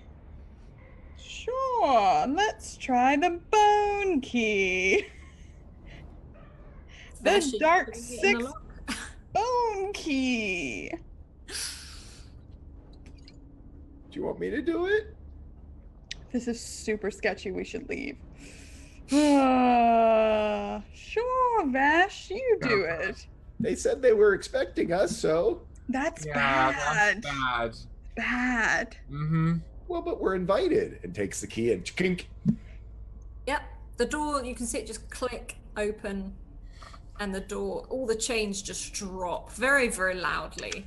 However, no one stirs As that happens, in the library. you guys hear in this like a moment of silence, you hear, "Oh shit. That is horrifically not good." So not good. But all the chains fell, and it wasn't even as loud as the noise I normally make. Echo holds up a finger. We've been expected by the bad guys. Ophelia's been expected by the bad guys. Which That's makes worse. Yes, because she's... But the bad guys didn't even know who we were until an hour ago, and they said they heard you were coming earlier today. Right. She's definitely dead, but no one knows that except us and Mummy. So that worked. That's good. Oh, and Echo reaches over and kind of takes Tart's forearm and goes, "Wait a minute. Not to get personal, and I know I'm the worst person to ask, but what did the previous Ophelia Fjarlin die of?" Oh, lots and lots of stab wounds. I'm starting to get an idea why. Okay, so... All right, Blue, get behind Vesh and me. Matt, do you want to cover the rear? Matt turns around and watches all the other people who are within sight. Lady Vesh. Fjarlin? Oh, Yeah. go ahead. Lady Fjarlin, after you. Vesh is still confused. I'm like, well, wait a second. So, the real Lady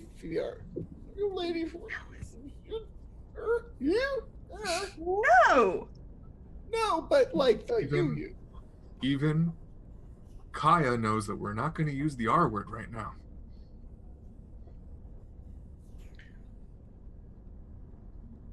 I don't know what you're talking about.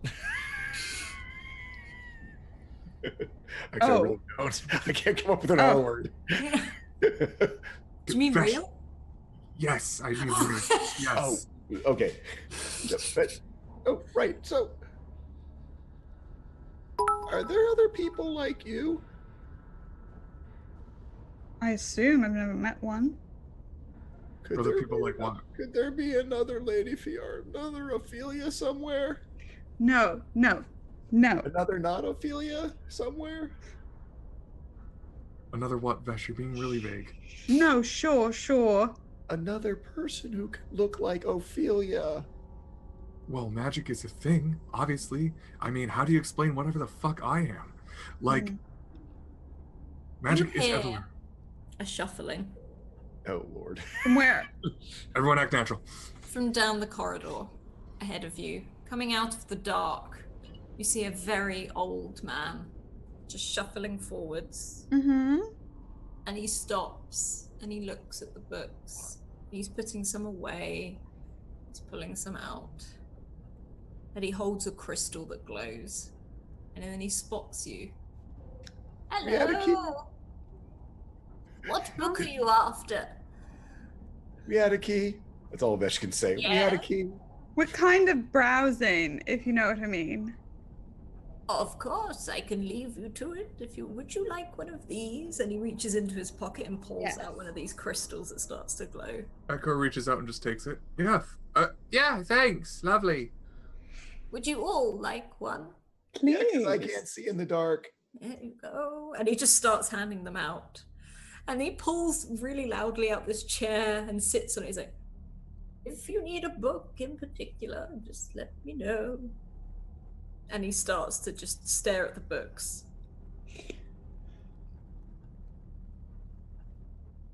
The assassin.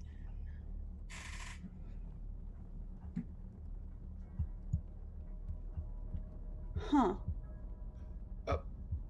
Huh. We Having need a to thing get for your down. heart? Vesh? We need to get downstairs.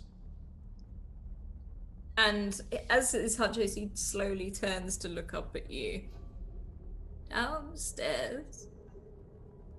Like the downstairs back here, not the downstairs out there.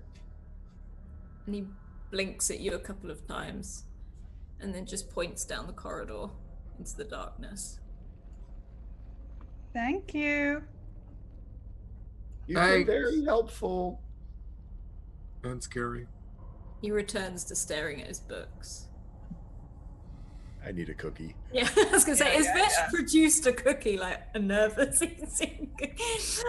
And Tart needs a beer. It's like So much for me getting any sleep while we were here. Okay. So I'll step in with my crystal. I will too. Right behind her. They said Demetrius told them that I would be here.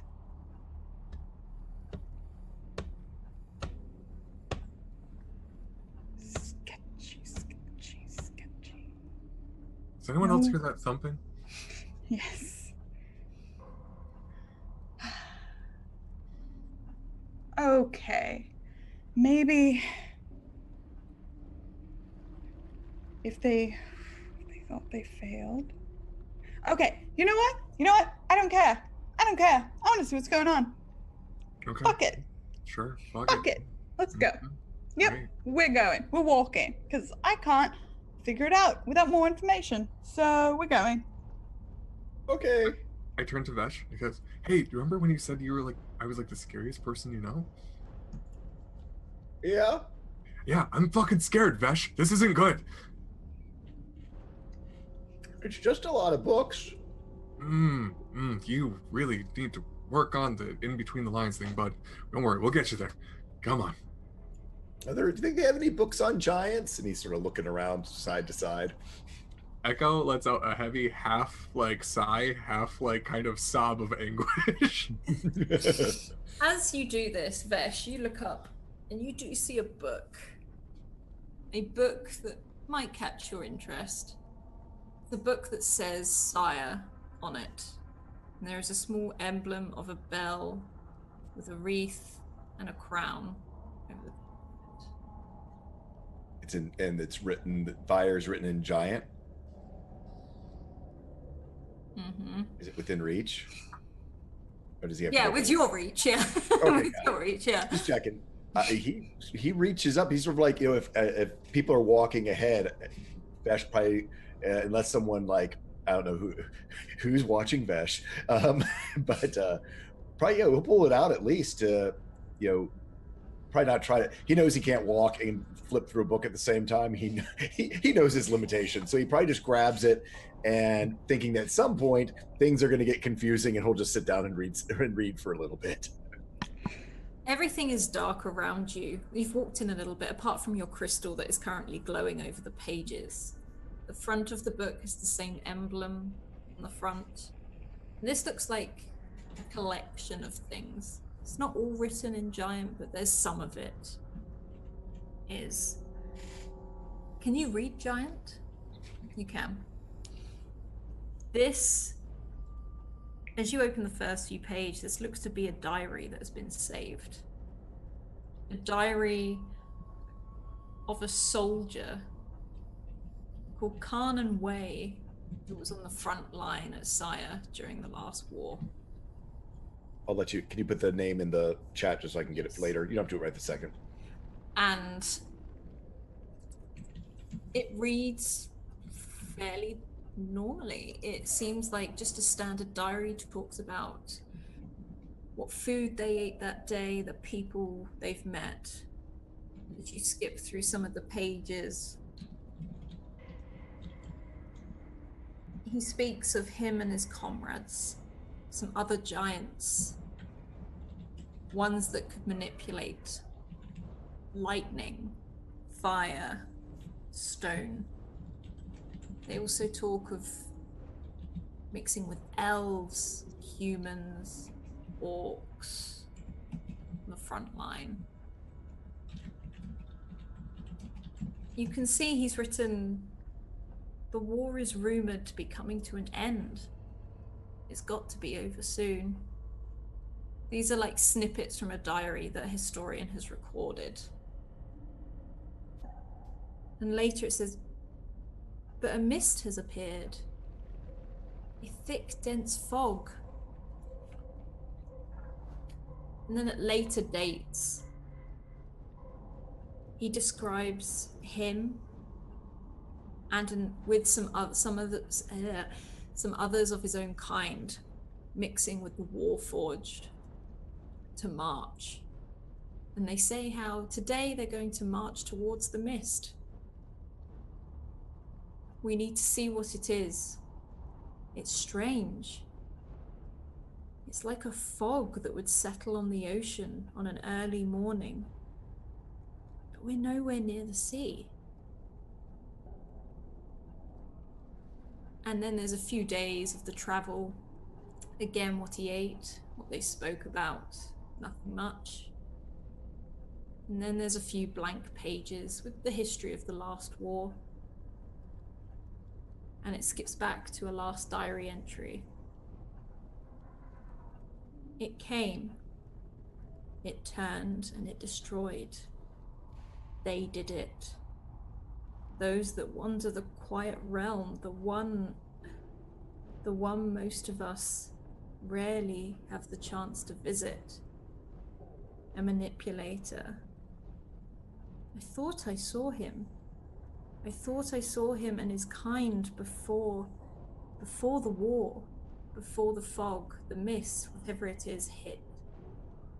The morning. And now Cyre is no more. The plane of madness. And then it trails off. And it continues as a bit like a history book telling you the treaty that was signed and how the war ended and how people were evacuated from Cyre.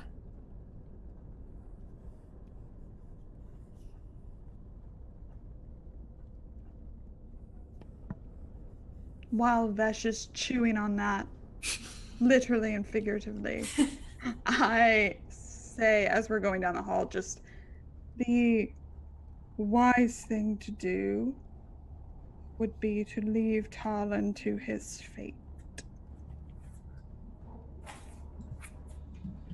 Are you sure about that? Oh, I'm not saying that's what we're going to do. I'm saying that would be the wise thing to do. Okay, cool. I thought He that. may have already sung his song, and we may be too late. Maybe that's why. But that assassin knew she was dead too. And I wish I had checked her shoulder. This Emet. Do you remember the orders that my mother gave you as we were leaving? Yes. Consider them reinstated. Done. Ratspell, you just got your job back. Everyone stay close. I'd say don't bunch up, but we're walking down aisles of books, so... And let's look out for a way down. Yeah, Vesh is oddly graceful as he's reading this diary that is resonating with him, and eventually closes the book and puts it into his pack and starts sort of paying more attention to what's going on with the party. As you guys have been talking these last few minutes, you didn't quite hear the shuffling footsteps again, but you do see the little glow from this old man's hand. He said, "You're looking for the Dark Six, aren't you?" There it is. Yes! Do you know what they are? We have a rough idea. Some people don't even know if they're real. That is a lovely that is a lovely way to start a conversation. I've just read many a book. Sure you have. Have you seen a ginger man by any chance? Probably passed out. I don't think so. Do you know where their temple is? Temple? What temple? They said there was a temple in the oldest part, an old road. And he throws back his head and he laughs, like really, really laughs. And then stops immediately and has a serious face again. They don't even know if they're real. A cult, some people called them. A religion. People thought it was dead. A pantheon of 6 gods cast out of the sovereign host. Some question its existence. The representation of evil destruction and the insidious forces of civilization. So real quick, we're not looking for gods? We're looking for... No, they are. I was literally about to say that. Rumors of a temple in the Undercity. See? And he just pulls a book out from his cloak, sort of just along with, and holds out a book with an unfinished map. It looks like maybe some of it got destroyed, and it's just someone has redrawn it. Looks like a map. Rumored locations. Tark, can you roll me a perception test, please? Sure. 17. You've seen this map before. Oh! Where is it in my notes? Is this the one from Ophelia's diary or the one from the documents in the cloak? This is the documents in the cloak. Yeah, This is the old map. And as you look at it, you see a part of the map, a square of the map, which looks like another map folded on top. So almost like a book, like you'd open a book. Mm-hmm. The top half, you look at it, the library floor. That's it. Found it, did you? Mm-hmm. I'm going to go now. And he just turns around with his little crystal and starts, and you hear, Oh, sorry, excuse me. as he walks past someone and keeps No. going. Who, he walks past someone else or just one of us? Walks past someone else. No! Pictured Emet at the back because they were told to watch their backs this whole time. So Emet will turn around when he hears the old man say, "Excuse me." And you hear a female voice here. Just, what on earth are you doing, old man? Always shuffling about in the night. Like, and you see a female guard step forward. Good day to you. Good day. Hello. You doing Hi. down here? Looking at books. The books, is that all you're looking for? It is a library. Is that all After you're all. looking for? Well, we, I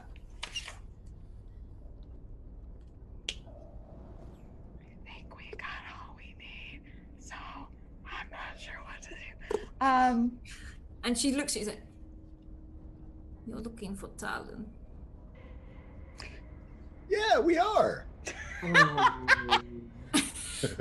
Because he would. You know he would. No, Yep. Do you know where he is? Emet puts his face in his hand. I hope there's an audible clank as you do that. There And the lady smiles, like, good, I thought you were. It's a good friend of mine in sticky business. You're a friend of Tarlin's? He said You're a you friend of found- Tarlin too. He said he'd found some friends in the city. Well, that's us. You're trying to find the entrance. It doesn't show itself until the early hours of the morning. Wait here till then. It's just a few hours. I will stay with you until then. And then I can either come with you or I will leave you, whatever you prefer. I have other duties to attend to. That's right. He did say he had a friend in the guard. Well, we should, I guess, make ourselves as comfy as you can in a dark corridor. I wouldn't stay in this part if I were you. I'd go back out into the main library.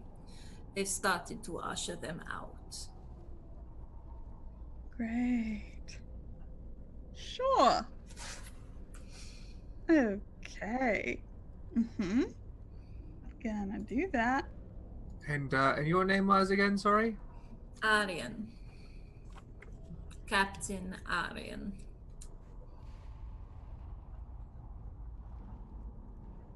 Right. Alright, well, lovely to meet you. Talon spoke highly of you. Now follow me. And she guides you back out into the library. Not like you leave the restricted zone, but she takes you around a corner. And you can see it's just some benches and tables and things like that.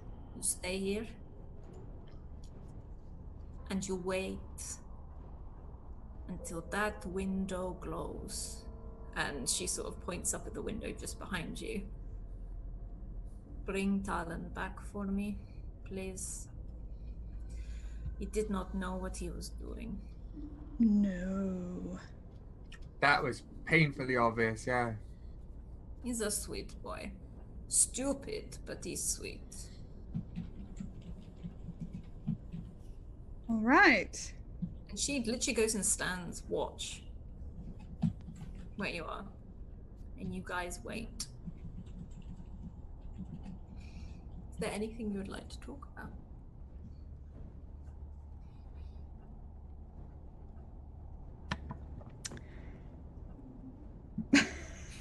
No, it feels so weird to talk right now. Do we so just just spitballing? Do we have a game plan here? We have been in zero fights, except for the one time I think I may or may not have shanked a warforged. Sorry about that.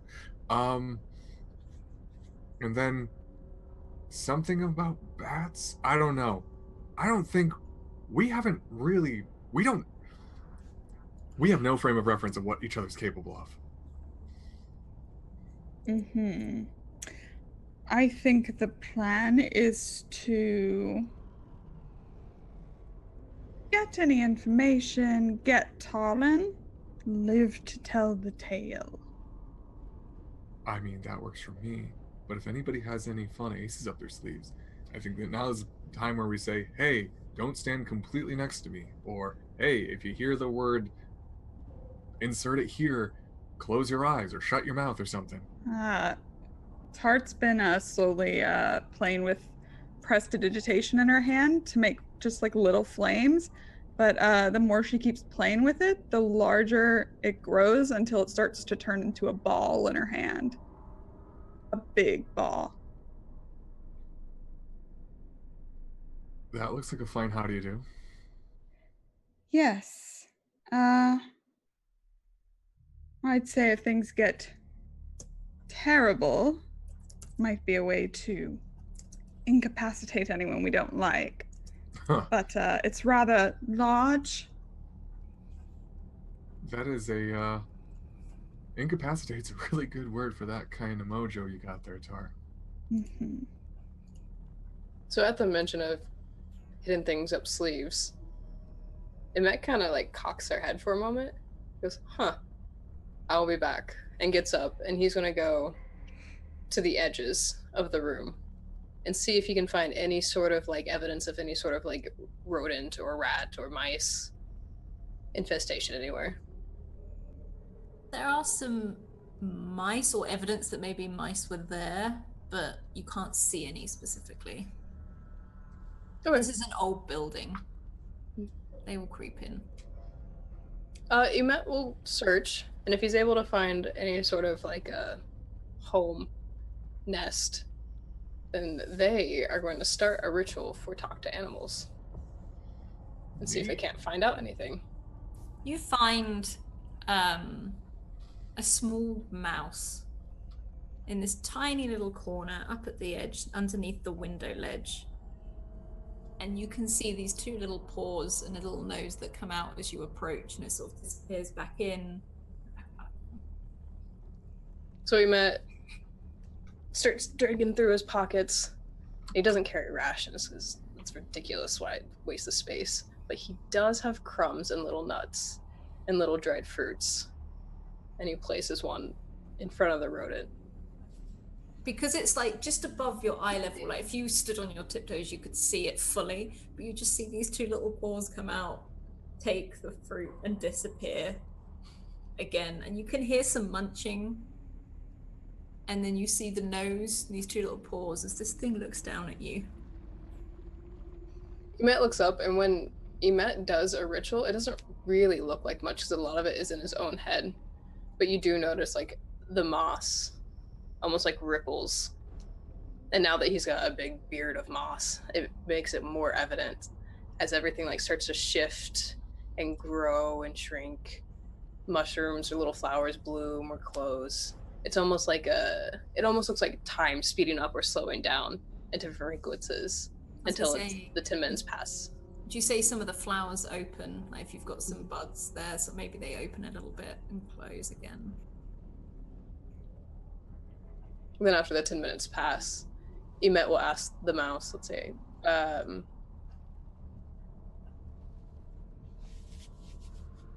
did the old man hinted that there was a hallway to go down and an entrance down that way, correct? Mm-hmm. If I understood that right, okay. Emet will ask how many people go down that hallway. Or how often. How often? Mm-hmm.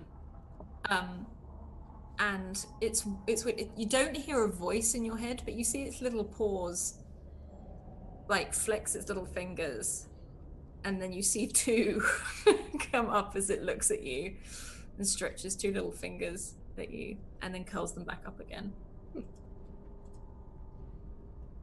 Emet will then ask, at what time of day do they do this? And you just hear two very high-pitched words. It just says night and day.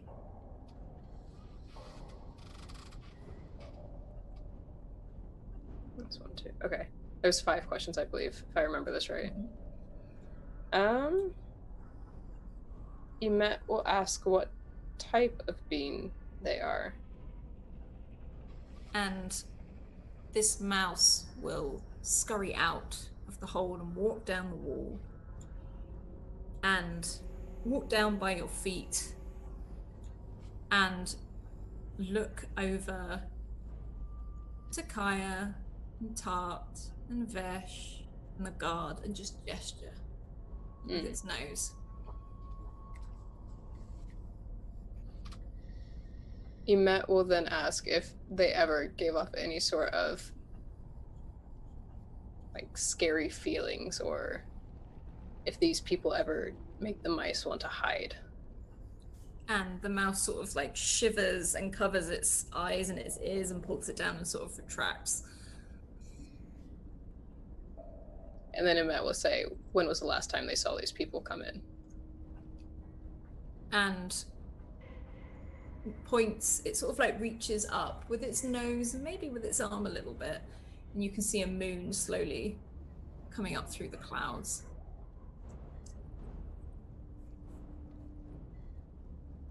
Okay. Emet will thank the mouse and leave another crumb there for it and walk back to the group. It quickly scoops up this crumb and rushes back to its hole.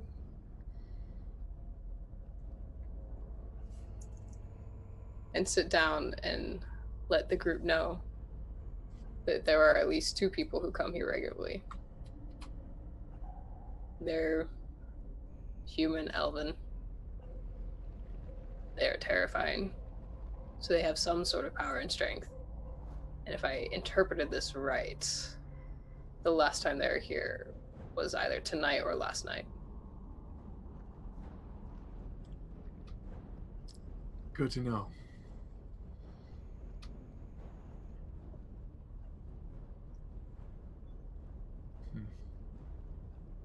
Neat trick, by the way. Thank you. Blue is It now does come in looking- handy. Blue is now looking along the walls, trying to do a similar thing, but they run. If there are any, they run. If we're settling in, Vesh is going to sort of go over to Emet and pull back out this book and flip to the part and goes, I saw this book. I don't know if you can read it, but I can. See? And he points out, he goes, the giants used to work with the Warforged. That's you, right? Yes. Yes, Did you ever know any giants? I've met a couple. Yeah, it says they went to go face the mist, the fog over Cyre. They said it was someone from the quiet realm. I don't know what that is. I was not there when that happened. Would I have any knowledge of the quiet realm, though? No, this seems to be something specific. Maybe whoever was at the front line, or this person particularly, might have experienced. You will have known people marching that way, though. I knew of the orders to go there, but that was not where I was. They said that Cyre's now a plane of madness. That is true. Do you see it? Did you see what my home looks like now? My old home, I guess. Where I'm from. feel like we talked about this. I can't remember if I talked to someone or if I was there after the mist came. You were there before the mist came. Yeah. But you were asked to leave and help move things. Yeah. But you saw, like, if you looked back, you saw things starting to happen and the craziness that ensued. I have not seen it recently, nor what has become of it since, but at the time it started, I saw that. What was it like before? Was it nice?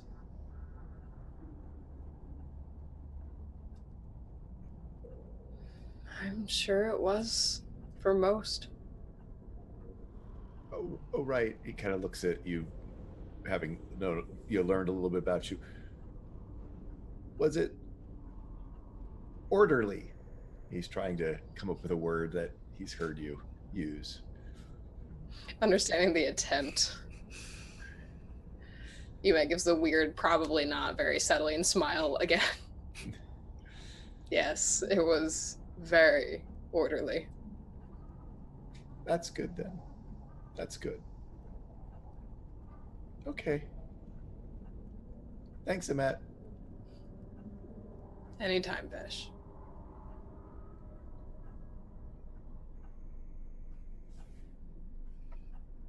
And you hear the shift as Arian sort of moves like, I hope you're ready for this.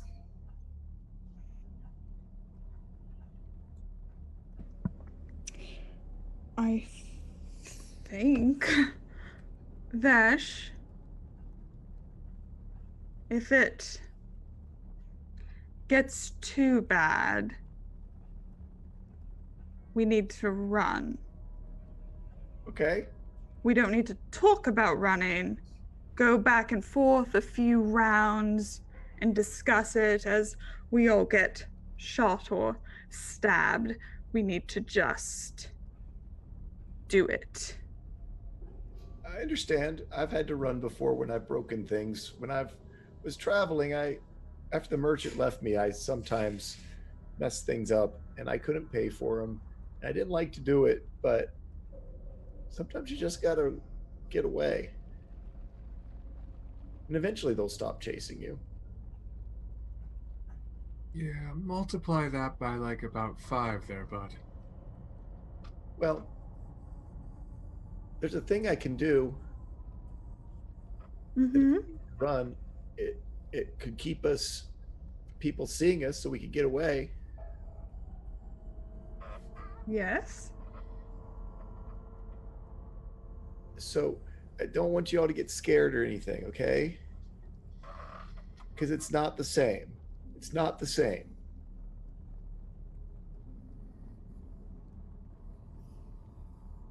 I can make a mist, a fog like that, like the one out there. But it's just fog. Don't worry. And they're not the same. They're not the same. It's fine. We believe you. Trust me. But it would fill up all. He looks around. Yeah, it'd be. I mean, I don't know how really giant this is, but I mean, it's a 40-foot sphere, so I mean, it's a pretty big one. So, well, Vesh, all I'll say is that you're pretty much talking to the right people who, for the most part, other than this place, usually the scariest people in the room, including you.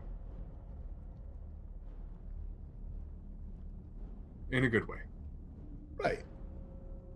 So, if we have to run, I can do that. And maybe they will think it's like the scary fog. Mm-hmm. You are a smart boy. Vesh, was it? Yeah. You're a smart boy, Vesh. Use your head. You're going to need to. I'll try. Did you want me to come with you all? Or would you rather me stay here in case something goes wrong? Well, this is the only way. I was gonna say you might wanna. And like, there's this moment on Echo's face where he realizes he's talking in his voice rather than Kaya's. You might want to act natural, so that way, in case something goes south, you can have A, plausible deniability, and B, get Talon the hell out of here for us. I can do that. It's much appreciated. And if this is the only way out, it might be nice to make sure it's still open and we can get out if we need to. I will stand watch. I will keep it open. Arian, Yes. it seems like people know about this place. Some know. I know because I'm supposed to know.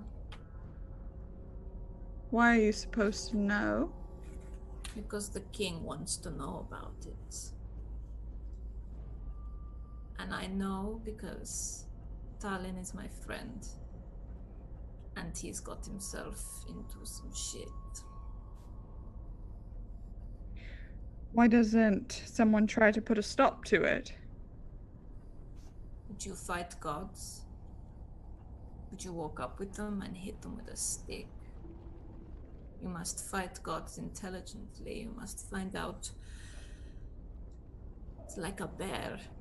You find its den, you wait for it to hibernate, and then you kill it. Do you really think there are gods down there? I think they are gods. Crazed people that think they are gods are dangerous people.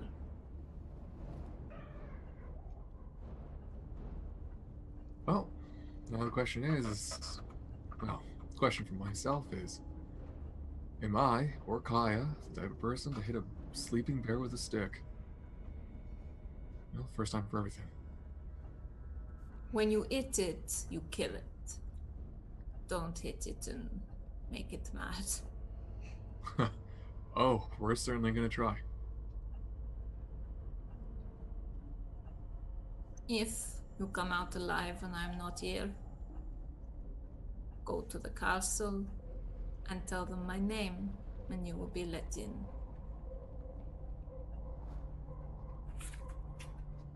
Tell them the captain of the King's Dark Lantern sent you.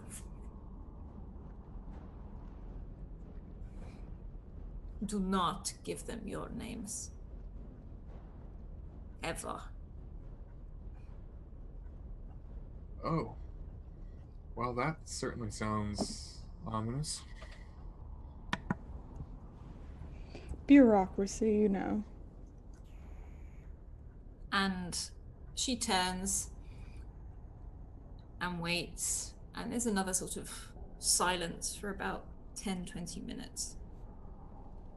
And then she looks and goes, here it comes. And you see the moon come out from behind the clouds, and the light reflects through the stained glass, and it almost creates like a ray, like a moon sort of beam down onto the floor.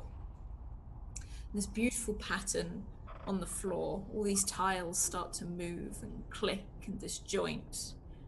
Before they move, the whole floor, all of these different colored tiles shift into the symbol you saw in Talon's bathroom, as it all slides and moves into place. And a huge red stained glass window, as the moon slides over it, the red stain of light comes across the symbol. She goes, voila.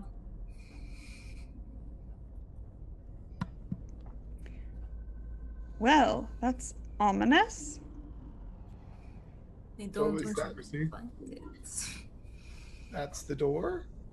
It's the door, and you've got the key, if I know rightly. Yeah. Let's go. Do the thing, Vesh. I go out to the center of the pat. Is there like a keyhole in the center There of is the a keyhole where they look like at one point they were just sort of the edges of the room, and as they've moved together, they've created a small keyhole Yeah. at the center. And so I put the key in, It's in the floor, right? Yep. And give it a kink. And give it a turn. As you hear it turn, you hear ching, ching, ching, ching, ching as all these locks start to open all the way down and echo, and it keeps going. And you hear more ching, as the tiles start to move again. And Vesh, you'll need to quickly move out the way as the floor starts to dip and slide and turn round into a spiral staircase. Can you make a dexterity check, please?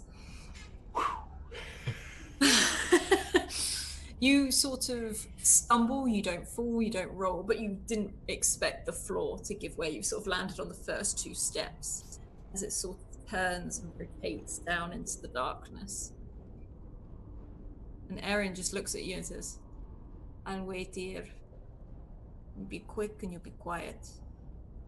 And you can just hear the old man laughing crazily somewhere in the restricted section. All right. If it closes behind you, if you're not out 3 hours, and the sun comes up, you only need the key. You don't need the moonlight from beneath. And I've also heard there is another way out, though I don't know where it is. Reassuring. Thank you. Good luck. Okay. I turn to Tart. Look, seeing as Kaya likes you and I give some shade of a shit about Kaya, I'm gonna keep my sword on Blue for a little while. If you need it, then I can have it back. But until then, you call the shots. Okay. Echo just nods slowly, and just there's this kind of moment where he kind of looks at you like, I trust you. Vesh. Yeah. And she casts Enhance Ability on him, giving him Cat's Grace. Awesome. And just all the stuff. And turns to Emet. Emet, I know you are very big and very strong, but I believe that you can be quiet too. Emet looks at you skeptically. If skepticism could really be seen. Yeah. And I give him inspiration. Not being heard or seen is not really my thing. You're going to try though. I will try. Okay. Blue will walk towards Emet and just stand by and wait for instructions. Emet will tell Blue to keep an eye on Vesh to help I down will. the stairs. And Blue Stick with walks. Sorry, carry on. Just that. Just stick with Vesh. I Keep him steady. will.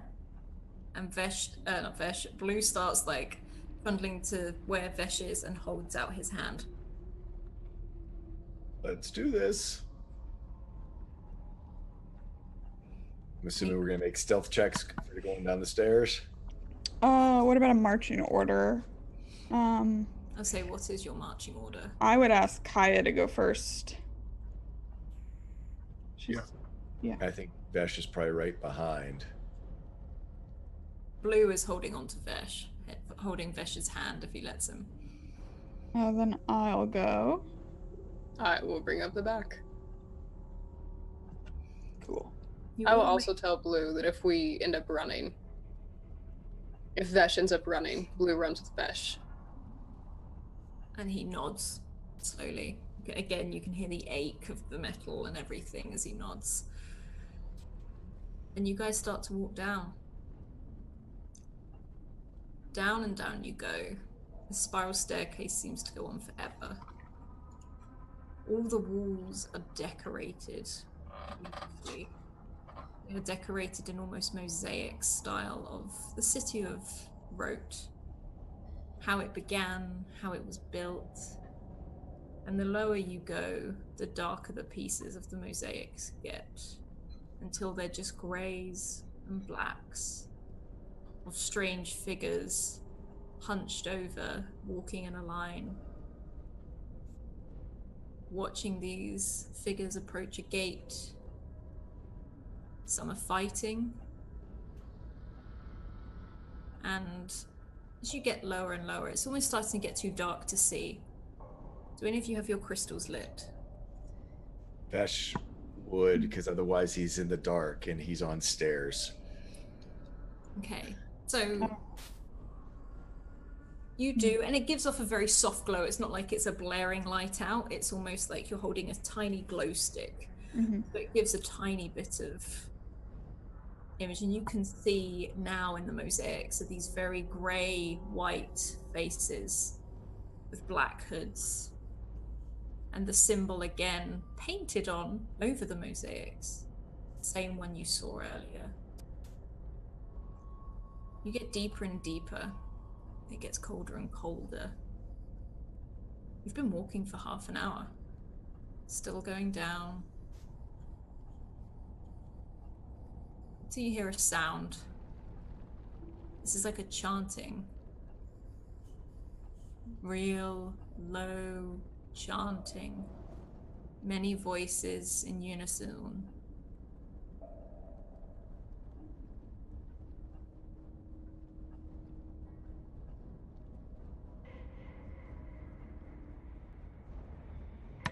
What are they saying? It doesn't seem to be any words. It's like a hum. Like almost like a very throaty sort of hum and chant. There's definitely more than one person. I'm guessing it's hard to tell, but does it seem like it's coming from like right below us? It's coming from below you, but it seems to be. You can see if you hold up the crystal, the spiral staircase just stops in darkness.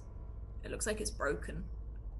There's a corridor or a pathway that leads off of it where you can see a very dim light there. Should we go that way, Kaya? Yeah, I think we should. Echo. Either one's fine. Same person. Sorry, carry on. I pull out the light and I say, I'm gonna give a quick scout ahead, okay?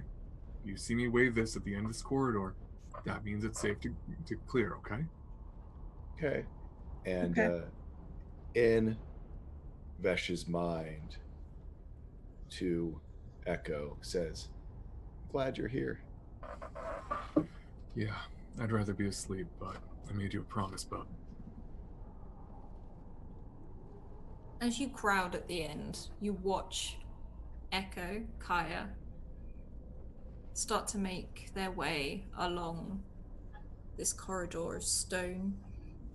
You can just see the outline of them cast against this tiny little crystal. And the chanting echoes. Can you roll a stealth check for me, please? How's a 26 feel? That's pretty good. Well, double 26, all right.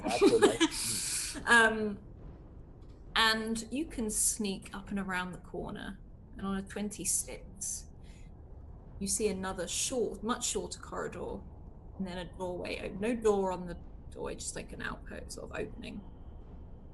You can poke your head round the side. In front of you, you can see it is like a doorway that opens long, but there are another two pathways that go either side. But you can see the opening into a huge room. A huge room where hundreds and hundreds of people sit in their cloaked hoods, rocking backwards and forwards, chanting. There is some steps at the far back of the room. A tattered tapestry at the back, the symbol you recognize of the Dark Six. None of them see you. They seem to be lost in this trance, in this strange, harrowing, scary, terrifying chant. And you feel unnerved by this. You're not sure what it is. There's something else you feel unnerved by from this chant. Do I see Tarlin anywhere? You do not see Tarlin. Okay. I poke my head sort of back towards the guys. I hold my light up, and I just start pointing at my head, mouthing.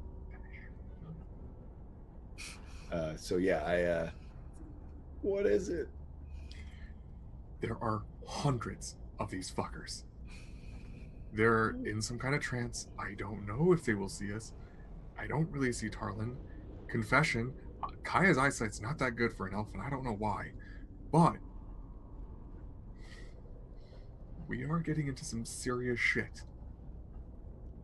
So, high recommendation, tell Tart that to prepare that oh shit button. You get your oh shit button ready too, and we'll get ready to run, but we can't fuck this up. Kaya, as you are talking to Vesh like this, you feel like there's a headache growing in your head. It's painful, it's quite sharp.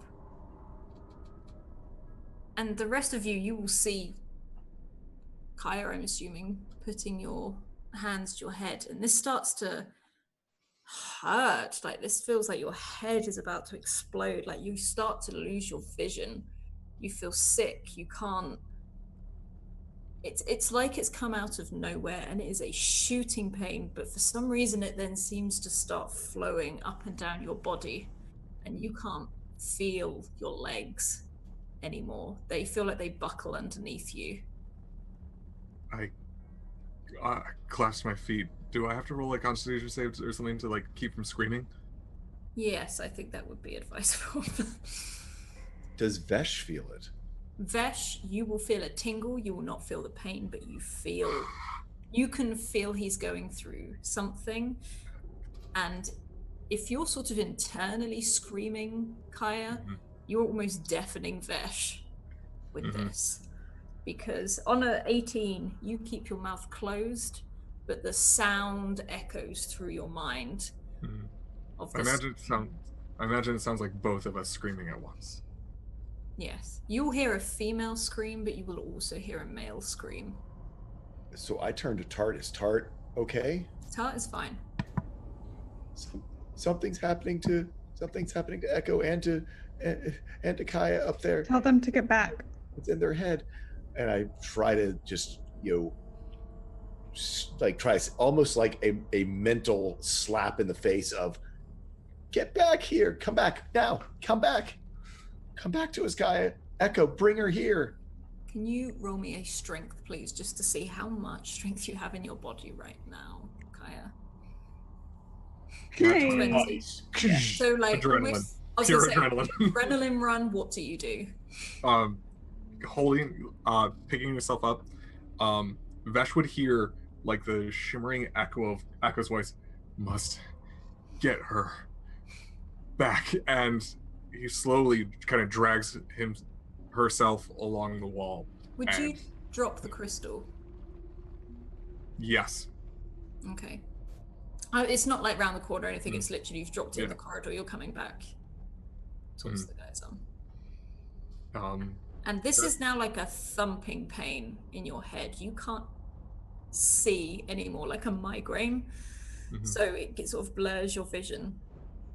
You feel so sick. Do I have to roll a stealth check to make my way back through the corridor? No, I think you're right. Like with your adrenaline, like your nat 20, you're sort of just going for it. Are you okay? And as soon as within reach, Vesh will try to help pull Echo sort of back around the corner, back onto the staircase. At this point, Echo just reaches out, holds onto Vesh, but the pain is intense. And her face is curling in pain. And I imagine, you still have the light? I do. Vesh would. if anything, you'd notice that Echo's eyes are changing color. As this happens, Vesh, you hear this too, since you are linked to Kaya or Echo's mind right now. You hear Echo or Kaya screaming, and then everything goes silent. And you hear a new voice, and a voice you've never heard before, enter Echo's head. It says, "Time to wake up. The traveler's returned." And that is where we will end this week's session of Eberron.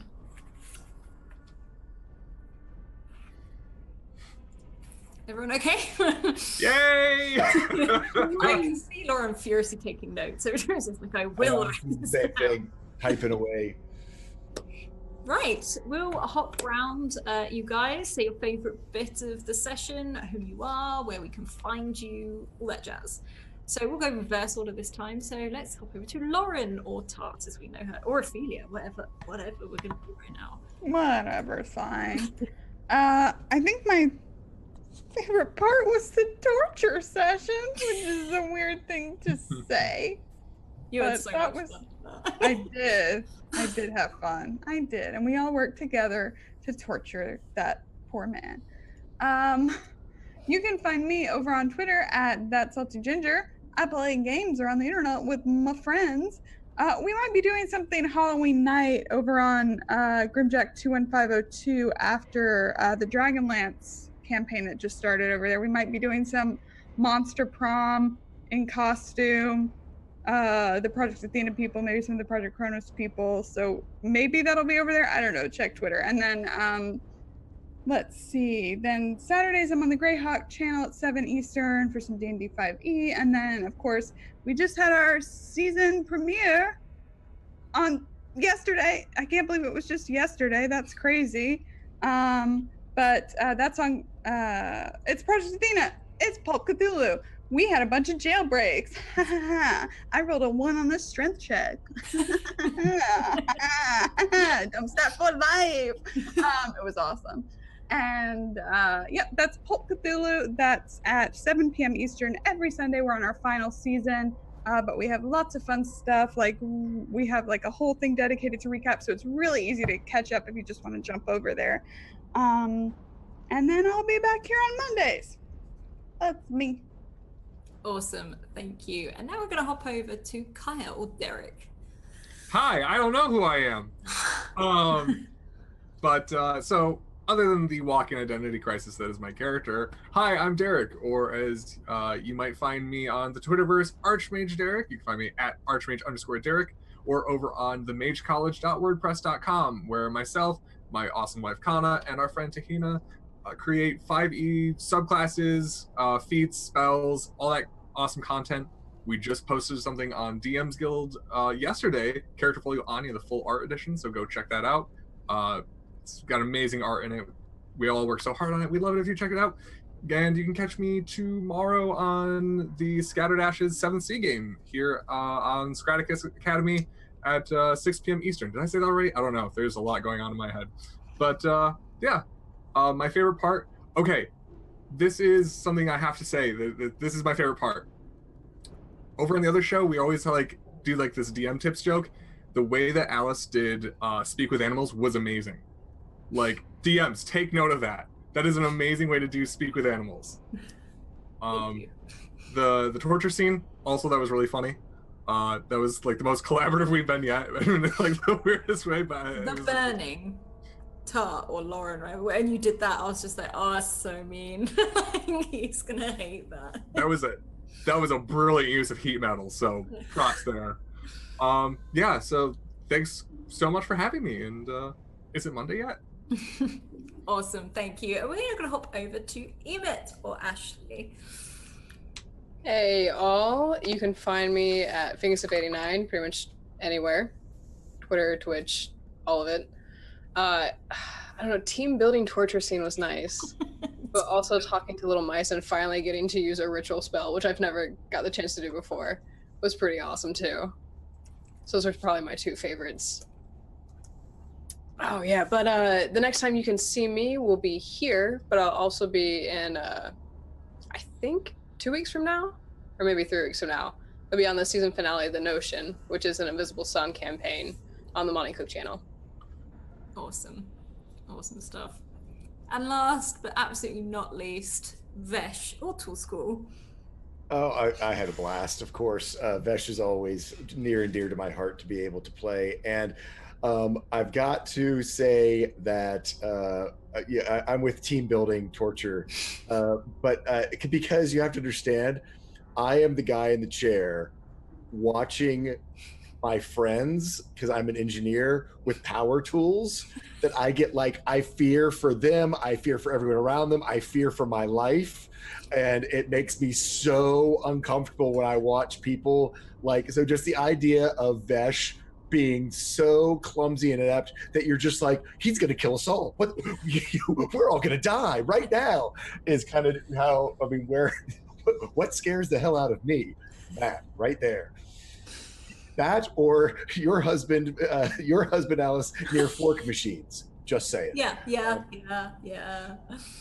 And no, but that was awesome. You can find me all over the interwebs as Tall Squall, literally everywhere. I say it every week. I'm going to update my pinned tweet with all the things I'm involved with. You can find us on Bird in the Storm. Mugs are $12 right now if you want to grab yourself a mug. And yeah, so awesome. Hope to see you guys anywhere and everywhere. Awesome. So first of all, we need a war cry. So I'm gonna leave that for you guys to have a think over, and you chat. I think there's so many from this one right now. Oh, team building torture. Yeah, this is what a team building torture is. What I'm thinking is, yeah, let's just go with team building torture. I like that. I'll run through the last few bits. Whilst we get that sorted. So first of all, Discord. It's an awesome community. We're really, really proud of it. And it's just a bunch of awesome people, and I love it. You can go in there and chat about anything. YouTube, this will be up tomorrow. We are staying on top of YouTube so that you guys, if you want to just binge watch them, or you miss one from the night before, if you miss it go live, you can catch up on it the next day. We are now full time. And thanks to you guys, this looks like we could make this happen. And I'm so chuffed that we can. We're already doing so well in our goals. And if you want other ways to support us, we've got the Patreon. We've got some free stuff on Patreon as well. We've got some awesome articles, one of them written by Derek. Some really awesome stuff. We've got some sneak peeks on artwork. We've got some videos, ringtones, you name it, it's on there. Another way to support us is our merch, and I love our merch. They're really cozy and they're really warm and they're really cozy hoodies. So I live in it, and they're t-shirts. Twitter, if you want to get into a game like this, as I said, we are already booked up till Christmas, so this will be for season 2. So get in there quick so we can pop you on the list for season 2. We have some awesome sponsors. The wonderful Tool School is in here today for Bird in the Storm. They do some awesome stuff, and we've got some really exciting bits and bobs to come on this channel. And I'm really excited going on that. We've also got Magehand Press, whose reskin of D&D 5e, but in space, that I use for Argo 37 on Thursdays at 1 p.m. EST. But yeah, I think that's all, guys. We are going to raid Lindy, because of course we are, because we love Lindy. We absolutely adore Lindy. But yeah, I'll see everyone next Monday. Keep evoking emotions, and I will see you then. Bye.